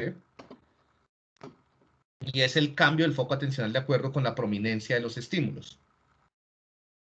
Entonces, están los estímulos y hay estímulos más llamativos que otros. Esto por lo general se hacía con las tareas, con los experimentos de Annie Trishman, ¿sí? Ella ponía, por ejemplo, T's y colocaba T's todas del mismo. Uno tenía que encontrar la T roja o la T de ciertas características, o la L. ¿Sí? Si todas eran igual, o digamos la T, habían T's y L's, entonces ubicar la T dentro de muchas L's. Poder ubicar un estímulo que es poco prominente te toma más tiempo, pero si el estímulo es muy prominente, muy llamativo, grande y en tinta roja, entonces esto rápidamente va a atrapar nuestros sentidos, ¿no? Entonces, el proceso de abajo a arriba es cuando el estímulo es prominente, cuando el estímulo es llamativo, prominente llamativo, ¿no? Y entonces es involuntario, abajo arriba, ¿no? Por lo general está controlado por los movimientos sacádicos, de los ojos, y lo vemos en tareas de detección y registro sensorial, ¿no? Cuando ustedes tienen que rápidamente buscar algo que es llamativo dentro de, o dirigen su atención o su foco atencional hacia una tarea, algo que es llamativo, ¿no? Diego, una pregunta. ¿Los movimientos acádicos te refieres como cuando uno está haciendo exploración y los ojos como que se mueven por todas partes? Sí. ¿Y hacia dónde se mueven? Hacia lo que es llamativo. Bien. Actualmente esto se está estudiando muchísimo, por ejemplo, con algo que se llama... ¿cómo se me olvidó? Bueno, son unas luces infrarrojas, unos láser clase, unas luces infrarrojas que leen la pupila, ¿no? O sea, eso se coloca como en la pantalla del computador o cerca de la pantalla del computador, un sensor, pero que también emite luz infrarroja, ¿sí? La luz infrarroja se apunta hacia las pupilas, y en la medida en que tú vas cambiando el foco atencional, pues van moviendo los ojos, ¿cierto? Y esta luz va rebotando, o sea, la pupila absorbe una parte y refleja la otra al ser oscura, y esto en los sensores se lee, y con eso es posible saber en qué punto están los ojos, la pupila de los ojos, ¿no? Por dónde estás explorando. Y con eso yo puedo saber qué partes específicas por ejemplo, una pantalla estás observando, ¿sí? Eye tracking, se llaman esas tareas, como de eso, esa tecnología, ¿sí? A mí no me mata, pero bueno, estuve incluso un tiempo trabajando con eso. Entonces, pero es muy útil, por ejemplo, en publicidad. Sí, eso se usa muchísimo en publicidad. Para, por ejemplo, saber cuáles componentes de una propaganda, un estímulo, lo que sea, ¿sí? Son más llamativos. Se supone que lo que sea más llamativo es lo que va a generar más cambio conductual. Se supone, eso no es del todo cierto, ¿no? Por ejemplo, también publicidad con cajas de cigarrillos, entonces ponen los cuerpos todos desmembrados en la cajetilla, y el hecho de que tú veas un cuerpo con unos pulmones vueltos nada, o un pene caído, o una persona muerta, no va a generar que tú dejes de fumar, pero bueno, eso es otra cuestión, ¿no? Entonces, o sea, no necesariamente hacia donde envías el foco atencional va a generar cambio, ¿no? Pero simplemente tener una metodología más confiable para poder, y está basada en esto, en estas teorías, ¿no? Dime, bueno, ¿alguien iba? Sí, Daniela. ¿me escuchan? Sí. Sí, claro. Listo. No, te iba a decir eso, que en publicidad también lo hacen mucho con las estanterías, como dependiendo de dónde ubican los productos. Y las personas también, no sé si han visto como esos videos donde les ponen como unos lentes, Diego, que creo que tienen eso que tú comentabas, y Sí. lo que hacían era ver cómo las personas, no sé, se enfocaban en un empaque o en otro, y también dependiendo de la ubicación. Por ejemplo, si está como en el medio superior, es la mejor ubicación porque está como donde está la mirada, y si están abajo son como los espacios, bueno, pero eso me pareció también súper interesante porque al final, dependiendo de eso, también organizan Bien. como las Sí, secciones. toda la razón. Aunque eso no es tan fácil de hacer, hay que saber muy bien de programación, porque eso hay que programar igual todos estos aparatos y software principalmente el software que interpreta esto. Estos son miles y miles de datos, o sea, los ojos cambian de una forma a una velocidad impresionante. Si tú puedes tener movimientos, en un segundo puedes tener cerca de 300, 200 movimientos oculares, y tú tienes que saber cuáles de esos dejas y cuáles sacas. Además hay que calibrar los aparatos, o sea, todo eso se hace con programación, ¿no? Entonces, por eso es importante que los psicólogos del futuro o las personas que van a trabajar en todo ese tipo de industria sepan hacer programas. O sepan hablar por lo menos con los programadores, ¿no? Con los ingenieros. Y adicionalmente, pues conocer lo que ellos no saben es esta teoría. Entonces, ustedes sí la saben. Entonces, tener muy buenas bases en neurociencia cognitiva. Eso es el verdadero neuromarketing, no cosas y payasadas como que el color blanco te tranquiliza, el verde te da hambre. No, eso no es serio. Esto es de verdad neuromarketing, y desafortunadamente en Colombia no se hace muy bien, ¿sí? Además que estos aparatos son carísimos. Un sistema de eye tracking sin las gafas, hay unos de gafas. El sistema normalito y el más básico puede estar costando alrededor de 15 millones sin el software. Con el software y la licencia de un año, alrededor de 30, o sea, el software es lo más caro, porque es el que te analiza los datos y te da la respuesta y te dice o sea, como que te procesa todo. Pero si tú sabes programar, entonces puedes crearte tu propio software en Python o en otro tipo de plataforma. ¿Listo? Bien, entonces gracias, Daniela, por tu aporte. Y las gafitas, pues es lo mismo, pero pues ya, por ejemplo, que permiten eso, moverse. Pero pues al lado de las gafas tiene que estar, eso se envía a través de un Bluetooth, la información de las gafas al computador. Igual hay que también programarlo. Sí. Cambio de foco atencional de acuerdo, es eye tracking, recuerden si les interesa. Entonces, orientación arriba-abajo sería otro tipo de orientación en el cual el cambio ya se hace de acuerdo a lo que tú quieres hacer. Entonces, esto es mucho más, ahora lo veamos, esto es mucho más dorsal y esto es más ventral. ¿Sí? Ahora vemos bien cómo la neuroanatomía de todo esto. Y por lo general está involucrada en tareas de rastreo activo. Entonces, por ejemplo, como la tarea del TMT. Tienen que activamente decir dónde están los números o las letras. Y estos serían ya no tanto movimientos sacádicos involuntarios, sino movimientos oculares voluntarios. Entonces, estos movimientos sacádicos están controlados más por el tálamo, por el pulvinar, por el núcleo, por los colículos, ¿sí? La corteza parietal. Estos estarían más controlados por la corteza frontal de los campos oculares. Bien.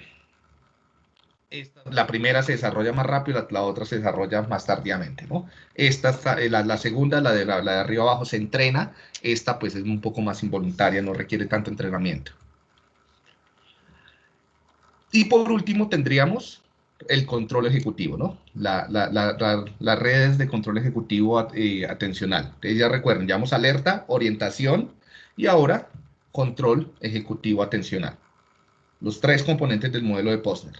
Sí, es pregunta de parcial, ¿no? ¿Cuáles son los tres componentes del modelo de Posner? O de acuerdo a este ejemplo, diga cuáles son los componentes y ubíquelos en la anatomía. Sí, eso es fijo, pregunta de parcial. Entonces, control atencional voluntario. Entonces, las redes de control ejecutivo, ¿qué implican? Control voluntario, mayor esfuerzo mental, entonces, por lo tanto, fatiga, requieren test, que también con el esfuerzo mental, ¿qué es? Y es que está subordinado al nivel de arousal, ¿sí? Nuestro nivel de arousal, de activación, de alerta, nuestro nivel de alerta comienza a decaer, ¿sí? Uno no puede estar tan altamente activado a través del tiempo porque esto comienza a generar fatiga mental, uno se siente cansado, porque la disponibilidad neurobiológica de recursos es limitada, en términos de metabolismo, en términos de neurotransmisores, en términos, ¿sí? Entonces, esto tiene ciclos y también está en función del momento del día, del ciclo circadiano. Si se dan cuenta, una clave, muchachos, de aprendizaje, no sé si la han visto, es el color de las diapositivas. Rojo para alerta, naranja para orientación y azul para control ejecutivo, ¿sí? Del contorno en general, para que ustedes vayan pudiendo asociar esto más fácilmente. Bien, entonces, dime. Una pregunta. Yo sé que en psicobiología nosotros hablábamos de que los ciclos que de la deprivación del sueño podía afectar la atención y la fatiga también. Entonces, esto como si eso afecta la atención directamente también se relacionaría con las funciones ejecutivas, ¿no es así? Pero de todas maneras seguimos teniendo turnos como, por ejemplo, en la medicina de más de 24 horas o así. ¿Eso ya sería como falta de información?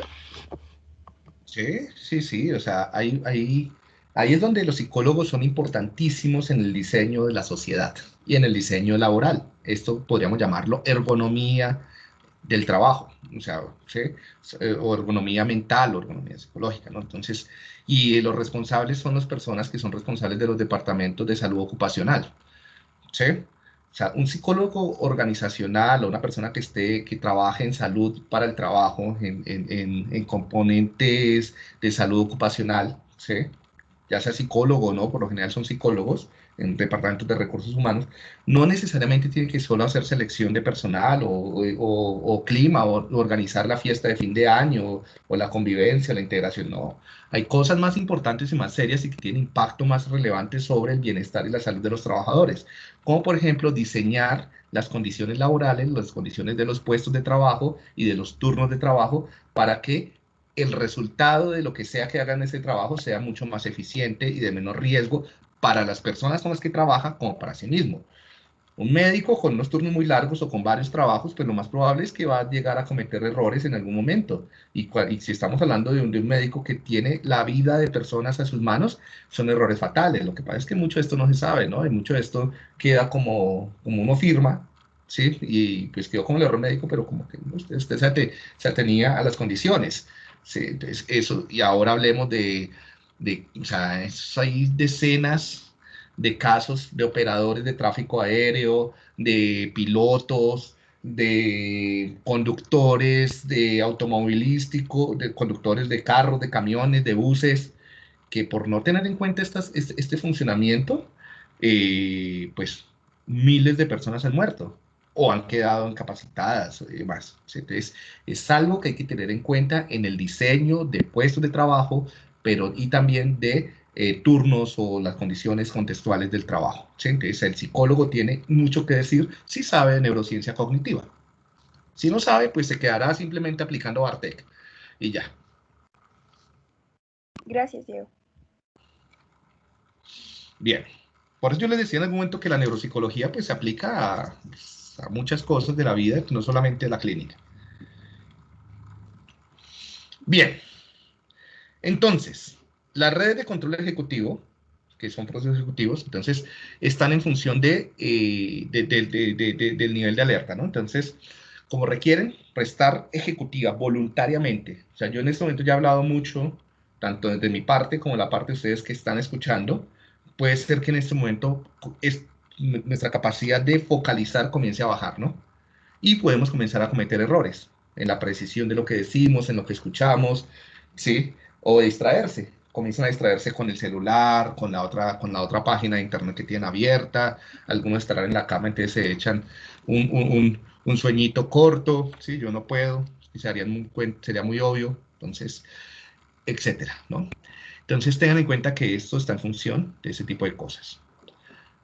Afortunadamente, con esta metodología virtual, esto queda grabado y ustedes después pueden poder repasarlo.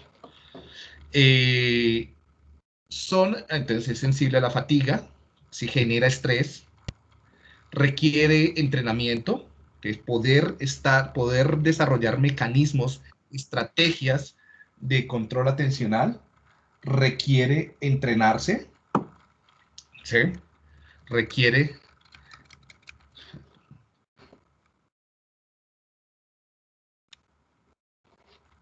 requiere ir a la escuela, requiere unos padres, una cultura que te diga cómo hacerlo. No hay una única forma para controlar el foco atencional. ¿Qué es lo que estamos controlando? El foco atencional y la cantidad de recursos que damos a ese foco, ¿no? En algunas clases, entonces, es todo lo que se hace desde niño, ¿no? Cuando nos entran, hey, la mirada acá, no me distraiga, no se me vayan los ojos, presten atención. Todas esas palabras, todas esas situaciones nos permiten ir formando los recursos de control atencional, ¿no? Esto yo se los voy a repetir durante todo el semestre y es que las funciones ejecutivas, estas son funciones ejecutivas, no están dentro del cerebro, son aprendidas, son entrenadas como habilidades, pero en principio son propiedad de la cultura. Cada cultura desarrolla sus formas de controlar los diferentes procesos. ¿Sí? Entonces, por eso pueden haber variaciones entre culturas en cómo las personas pueden focalizarse, ¿no? Por eso en culturas orientales, occidentales, del norte, del sur, en diferentes países, pueden tener diferentes formas de controlar su atención hacia diferentes componentes del mundo. ¿Sí? Y eso se entrena desde niños. Son dependientes del lenguaje porque principalmente se entrenan a partir de consignas verbales de lo que uno quiere hacer. Uno se habla con uno mismo. No, espérate, un poquito más. O otras personas le hablan, ya muchachos, ya casi acabamos, ya casi se va la clase. ¿Sí? Y el nivel de alerta, ¿no? Entonces, cada cosa que nos active, cada cosa que mejore el nivel de alerta, puede también mejorar el sistema de control ejecutivo. Ahí es donde hace rato alguien preguntaba del lateral o de los psicoestimulantes o del café, o lo que sea, ¿sí? Permite invertir más recursos neurobiológicos en mantenernos, en establecer el foco atencional y en controlarlo, ¿sí? Que sería la vía de los psicoestimulantes. Dos sistemas de Una control. duda. Dime. Perdón. No, pero es que entonces ahora me confundo porque, por ejemplo, las tareas estas de discriminar las letras, de encontrar, por ejemplo, la de tachar la A, que yo Sí. hice en la clase pasada, porque eso estaría en orientación y no en ejecutivo. No, tiene los dos componentes. Es una tarea de control ejecutivo, tiene componentes de control ejecutivo, ¿sí? Y también tiene componentes de orientación, ¿sí? De rastreo, de búsqueda. Depende de cómo tú diseñes la tarea. Si yo, por ejemplo, coloco unas As de color rojo muy grandes, es una tarea que estaría más en función de la orientación abajo arriba, no sería tan ejecutiva, ¿sí? O sea, no sería una tarea tan sensible a los componentes ejecutivos, sino más sensible a los componentes de foco atencional, ¿sí? Entonces, por ejemplo, personas con síndrome de negligencia no podrían ver, así es en color muy grande y muy roja, las tareas del lado izquierdo de la página, ¿sí? Porque no podrían llevar sus ojos hacia allá. Y en ese caso, para lo que mencionas del componente cultural, por ejemplo, si hubiéramos hecho esa misma tarea, pero con el alfabeto, no sé, con el alfabeto chino, exacto, entonces ahí tendría que ser mucho más ejecutivo porque tendríamos que evaluar más o menos cada figura, ¿sí? Exactamente, también el bien, bien, perfecto, perfecto ahí tu nivel de comprensión, Sofía. ¿Sí? Vale, gracias. Vale, a ti. Entonces, depende cómo tú diseñes, depende de las condiciones de la tarea, es más o menos sensible a componentes o específica a componentes a componentes de orientación o a componentes ejecutivos, ¿sí? Bien. Diego, Dime. yo tengo una pregunta. Lo de que genera estrés es porque está relacionado, asociado con el sistema simpático, por lo que explicaste ahorita. Sí. Sí. Vale. A ti, muy bien. Gracias por integrar y por hacer las aclaraciones, que eso me ayuda a mí. Muy bien, entonces, dos sistemas de control ejecutivo. ¿Listo? Entonces, no es solamente atención ejecutiva ya, por eso es que a mí muchas veces es cuando simplemente mencionan todos tipos de atención como que no queda claro. Aquí con el modelo de Posner le permite organizarlo mejor. ¿Sí? Entonces, un sistema dorsal, o sea, porque tiene componentes dorsolaterales, de corteza prefrontal dorsolateral y parietal superior, que sería para iniciar y cambiar el foco atencional, ¿no? O sea, para iniciar una tarea voluntariamente y poder cambiar el foco atencional para poder realizar esa tarea con base en los objetivos de la tarea, sería este primer sistema. En la lectura lo llaman como el sistema de tarea o la red de tarea momento a momento, ¿sí? Entonces sería un sistema para iniciar secuencias de acciones. Tiene que ver mucho también con los componentes de organizar la respuesta motora, ¿sí? De planificación, ¿sí? Es lo que en otra literatura también se conoce como la red positiva para tareas, la red de tareas positivas. Entonces, porque nos permite iniciar y secuenciar nuestras acciones y también nuestros focos atencionales para resolver una tarea. Entonces, tú como que organizas, jerarquizas lo que percibes y lo que vas a hacer con base en resolver la tarea. Por eso está este ejemplo de como Ay, se me olvidó cómo se llama esto. Tengo anomía en este momento por fatiga. Rompecabezas. Ustedes no me ayudan, muchachos. Ustedes son mi prótesis cognitiva para responder eso. Entonces, rompecabezas. Resolver ese rompecabezas implica que ustedes planifiquen, ¿cierto? Esto como que no se hace azarosamente. Ustedes ya saben hacia dónde movieron y pueden ir organizando sus acciones y sus focos atencionales. Entonces, sería este sistema. Sería el que hicieron en la tarea de TMT, incluso también en la de las SAS, ¿sí? Y si lo hacen de forma mucho más organizada. Esto tendría que ver con lo que se conoce como el ejecutivo central en la memoria de trabajo. Estaría relacionado con tareas también de automonitoreo, donde yo debo saber lo que yo estoy haciendo, ¿sí? Monitorearme a mí mismo, y asociado con tareas que requieren planificación. ¿Te acuerdas la que hicimos alguna vez del bus, que es organizar hacia dónde vas a hacer las compras? ¿Sí? Funciones ejecutivas, ¿no? Asociadas con la secuenciación de acciones. Y el otro sistema sería el sistema de mantenimiento en las tareas. Sería un sistema de inhibición. Este es el freno inhibitorio. Esto es iniciar y secuenciar, organizar las acciones, y esto sería inhibir lo que no es importante para la tarea. Entonces, todo siempre, aquí estarían todas las tareas go, no go, las tareas tipo strut. Aquí estarían, veríamos la capacidad de inhibir impulsos, ¿sí? Como por ejemplo, y las tareas de vigilancia. Entonces, acá estaría la atención sostenida, la atención inhibitoria, y aquí la atención alternante, la atención selectiva, ¿sí? Y las dos, y todo esto sería parte de el control atencional, y tienen componentes neurofisiológicos independientes, y tienen alteraciones independientes. Por ejemplo, en este sistema lo desarrollamos para inhibir distractores, mantenernos por largo tiempo a pesar de la fatiga, y también para inhibir impulsos o emociones. Entonces, cuando hay desinhibición, suele haber impulsividad, ansiedad, agresión, o labilidad, hipersexualidad, etcétera, ¿sí?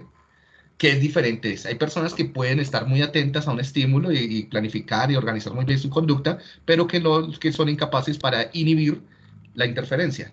Se distraen con facilidad, ¿sí? Son dos cosas diferentes. Y todos estos sancoches están mezclados dentro de el TDAH, por ejemplo. Entonces, por eso esas clasificaciones hay que cambiarlas. Que es autocontrol, y esto, planificación. Sería como las palabras que lo resumen. Es como vamos a pasar antes a los circuitos neurales. Nos quedan 15 minutos. ¿Alguna pregunta, muchachos, hasta acá? Con la división conceptual, con la organización del modelo. Entonces, en resumen, tenemos 5 sistemas o 5 redes atencionales. Serían alerta, orientación dorsal, orientación ventral, control atencional de planificación o para iniciar las tareas, y control atencional de autorregulación o de mantenerse en la tarea.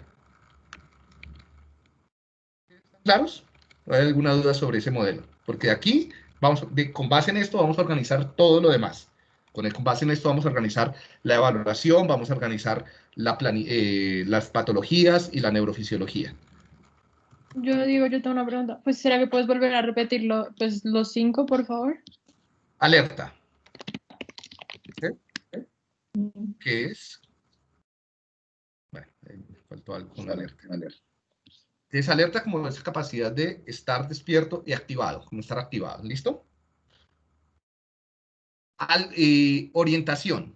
Orientación que puede ser voluntaria o involuntaria.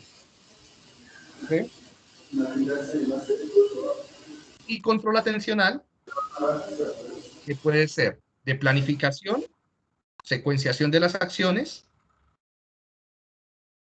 y el otro que es inhibitorio, freno, para mantenerse en una tarea. ¿Sí?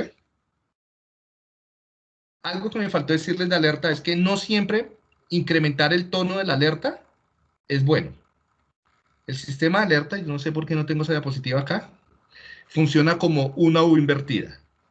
¿Sí? De pronto yo creo que ya sí lo tengo, está más adelante. Creo que está después de este. No lo tengo, pero bueno. Ya que estamos hablando de alerta, vamos a hablar de la neurofisiología de la alerta. Entonces, ya vuelvo con la invertida. Entonces, recuerden que el sistema de alerta es que ya lo hemos visto, entonces lo vamos a pasar rápido. Entonces, depende principalmente de los núcleos que producen o sintetizan noradrenalina, en alguna medida también dopamina. La noradrenalina, entonces esto nos da un tono de activación que puede ir desde muy baja alerta a muy alta alerta. ¿Cuál sería un estado de alta alerta? ¿Cuál creen? No sé, por ejemplo, que te roben, como que te vayan a robar y Es un estado de ansiedad. Sí. ¿Sí? Total. Yo dije alta, ¿cierto? Iba a decir baja y dije alta, pero bueno. Eso, comencemos de por alta entonces. Un estado de altísima alerta sería un estado donde estás supremamente activado, como, muy bien, ¿quién me lo dijo hace un momento? Daniela. Daniela, gracias, Daniela. Entonces, Daniela, estar muy activado porque te iban a robar, te iban a matar, lo que sea, te acelera el corazón, te hiperventila, ¿no? Estarías muy activada. ¿Cuál sería el otro polo? Un estado de mínima alerta. Cuando se está quedando dormido, supongo. Más bajita todavía. Sí, es baja, pero tú puedes haber estado de más baja alerta. Pues el coma. El coma. El estado de más baja alerta antes de la muerte sería el coma. Morirse pues sería como que no hay alerta, ¿no? O sea, que si no hay alerta es porque estás muerto. Muerte cerebral. Pero entonces el coma. Y iríamos subiendo a el coma, estar con estupor, estar estuporoso, ¿cierto? Como que desorientado. Estar como ya casi dormido, ¿cierto? Como decías, como que ya casi como estar estuporoso, como que estar tranquilo, estar activados en una tarea y estar ya hiperactivado. ¿Sí? Podríamos decir que es como la escala de la alerta. ¿Sí es claro? Bien, ¿qué es lo que pasa? En términos de eficiencia, en términos de no cometer tantos errores y responder adecuadamente a una tarea, esto es una U invertida, donde tener una N, una montaña, ¿sí? Tener niveles muy bajos de alerta, pues no te permite responder muy bien porque estás en coma, ¿no? Entonces tienes que ir incrementando, estás dormido, estás profundo, estás en sueño REM, en sueño no MOR o no REM, ¿sí? En sueño ondas lentas. Vas incrementando, ¿no? En la medida en que vas liberando noradrenalina y dopamina, comienzas a despertarte, a poder responder mejor. Si los niveles de noradrenalina son muy altos, entonces ya llegará un punto donde no puedes responder bien porque no puedes establecer un foco atencional, sino que esto es un caos, una tormenta de focos atencionales. Entonces no puedes responder y seleccionar apropiadas respuestas para el ambiente. ¿Qué sería cuando estás ansioso o cuando te van a robar y estás completamente hiperactivado? ¿Sí? Pero eso también puede suceder con drogas. ¿Alguna droga en especial que los ponga así como mirando para todos lados y ustedes no puedan responder adecuadamente? ¿El éxtasis? ¿Éxtasis? Un poco, sí. La cocaína. Metanfetaminas. Hay una más que el éxtasis. El éxtasis sí es psicoestimulante, pero no los activa tanto como si la cocaína o las anfetaminas. Sí, todos son psicoestimulantes. Y el aeral. Entonces, si ustedes mezclan o dosis muy altas de estas drogas, en lugar de mejorar su atención, la va a disminuir porque, o sea, están tan alertas que no pueden establecer un foco atencional para una respuesta apropiada. Sandra, cuéntame que hace rato tienes levantada la mano. No, profesor, ya quedó claro con todo lo que habló posteriormente. Ah, bueno. Gracias. Bien. Entonces, ahora sí quedó esto. Psicoestimulantes aumentan la alerta. ¿Sí está claro? Hasta un punto donde pueden comprometer el resto de procesos. Recuerden que todos los procesos mentales, memoria, lenguaje, percepción, funciones ejecutivas, están en función de la atención, ¿no? Siempre que haya un compromiso de la atención, va a afectar todas las demás funciones cognitivas. Estrés, amenaza, ansiedad, ¿sí? También incrementan. Los sedantes la disminuyen. ¿Algún sedante que se les ocurra que disminuya el nivel de atención, que lo comience a bajar a uno? Los ansiolíticos. Ansiolíticos como las benzodiazepinas, ¿no? Lorazepam, ribotril, clonazepam, valeriana, ¿sí? Te van sedando, te bajan el nivel de alerta. Dime, Margarita. Diego, ¿esto tiene que ver con algo como del pico de manía que se da en el trastorno bipolar o es completamente diferente? No está asociado. Los picos de manía y depresión están asociados con cómo cambia la neurofisiología del cerebro y cambiando el nivel de alerta. Y los picos de manía tendrían muy alta alerta. Los picos de depresión muy baja alerta.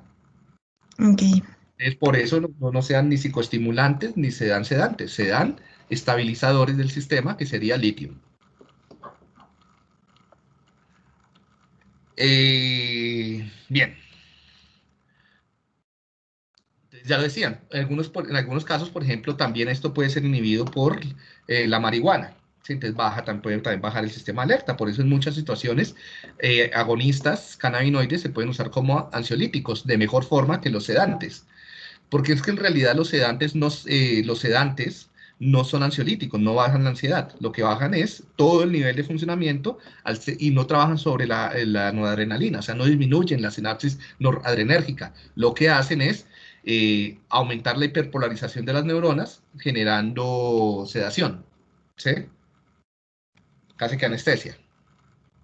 Y lo que hemos hablado, entonces, la neurofisiología y neuroanatomía del sistema de alerta incluye el tallo, el SARA, principalmente, vemos acá el puente, la protuberancia, el mesencéfalo, ¿sí? Y las redes ascendentes del SARA, los núcleos reticulares del tálamo y el núcleo intralaminar del tálamo, ¿no? Entonces esto es importante que se lo aprendan. Bien, la neuroanatomía del sistema y neurofisiología del sistema de orientación. Bueno, entonces, acá el neurotransmisor por excelencia va a ser la acetilcolina. Ya no la noradrenalina, sino la acetilcolina. Es una red distribuida que incluye algunas áreas como estas. Entonces acá están los campos oculares frontales, ¿sí? El surco intraparietal, ¿sí? Acá. El lóbulo parietal inferior, la unión temporoparietal, el giro frontal inferior, los polos, giro temporal superior, ya lo había dicho, giro temporal superior, los colículos superiores, que los habíamos mencionado, y el pulvinar, que es un núcleo del tálamo. ¿Sí? Entonces el núcleo del tálamo acá es el pulvinar. En el anterior era el intralaminar y el reticular, acá es el pulvinar. Bien. Entonces todos estos circuitos forman los sistemas de orientación y reorientación, ¿no? Y aquí están, entonces los de verde serían los de atención dorsal y los de como azul agua marina, los de atención ventral, ¿no? O margen, no sé, no soy bueno para los colores. Esto sería arriba abajo, ¿sí? Lo dorsal, y esto sería, sí, arriba abajo y abajo arriba, de reorientación, ¿sí? El ventral de reorientación, abajo arriba y arriba abajo. Es importante para el monitoreo de tareas no rutinarias, bueno, regulación de ya lo hemos hablado. Eso es más de lo mismo. Sí, los diferentes estudios desde los cuales surgen como todas estas teorías de los dos sistemas, el ventral y el dorsal, para orientar y reorientar el sistema atencional. Y bien. Y por último tendríamos las redes neuronales del control ejecutivo. Las redes neuronales del control ejecutivo implicarían componentes de la corteza del lóbulo frontal, de la corteza prefrontal. Entonces, a nivel dorsal, dorsolateral, estarían más las de control en amarillo, las de control ejecutivo de seleccionar, de planificar, de memoria de trabajo, ¿sí? Junto con el lóbulo parietal inferior, el surco parietal inferior, el lóbulo parietal inferior, surco intraparietal, estas que están en amarillo. Y son las que es poder hacer tareas momento a momento, seleccionar acciones, secuenciar acciones. Y las inhibitorias, las de la impulsividad, las del freno, serían las cingopolar, que estarían acá en negro, ¿sí? Implicarían estas redes. La corteza prefrontal, pero más ventral, ventrolateral, ya no dorsolateral, sino ventrolateral. El área de Broca, la corteza, que es la corteza opercular, algunos componentes talámicos, ¿sí? Y la corteza cingulada, ¿sí? La corteza cingulada anterior dorsal principalmente, que serían las que se activan en tareas como go, no go, o como el tálamo. También en neurofisiología uno las ve, ese tipo de activación, en un componente que se llama N200. Entonces acá están como, para que después lo repasen un poquito, cuáles son los elementos implicados en cada una de estas redes. Entonces,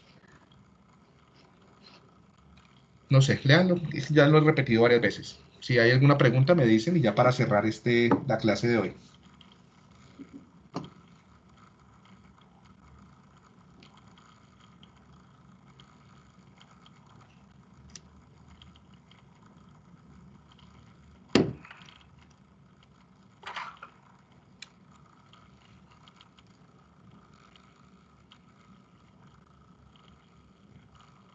¿Está claro, muchachos? Sí, profe. Listo. Entonces ya es que lo pongan en marcha, como que lo repasen, como que lo puedan también incorporar en los talleres. Y con esto, entonces cerramos la clase de hoy hasta la neuroanatomía de la atención. Ya terminamos la otra clase, esto de neurofisiología y desarrollo, y pasamos a las alteraciones y los casos. Bien, entonces nos vemos el día martes. Comienzo yo terminando esta parte de neurofisiología de la atención y neurodesarrollo. Algo de patología y miramos si alcanzamos entonces a hacer los casos. Entonces preparen los casos para el día martes. Bien. Diego, yo tengo una pregunta. Nosotros somos el primer grupo de Mi Negligencia, no estoy mal, se llama así. No sé si el segundo grupo también escogió ese tema o si podemos usar los dos casos para la presentación.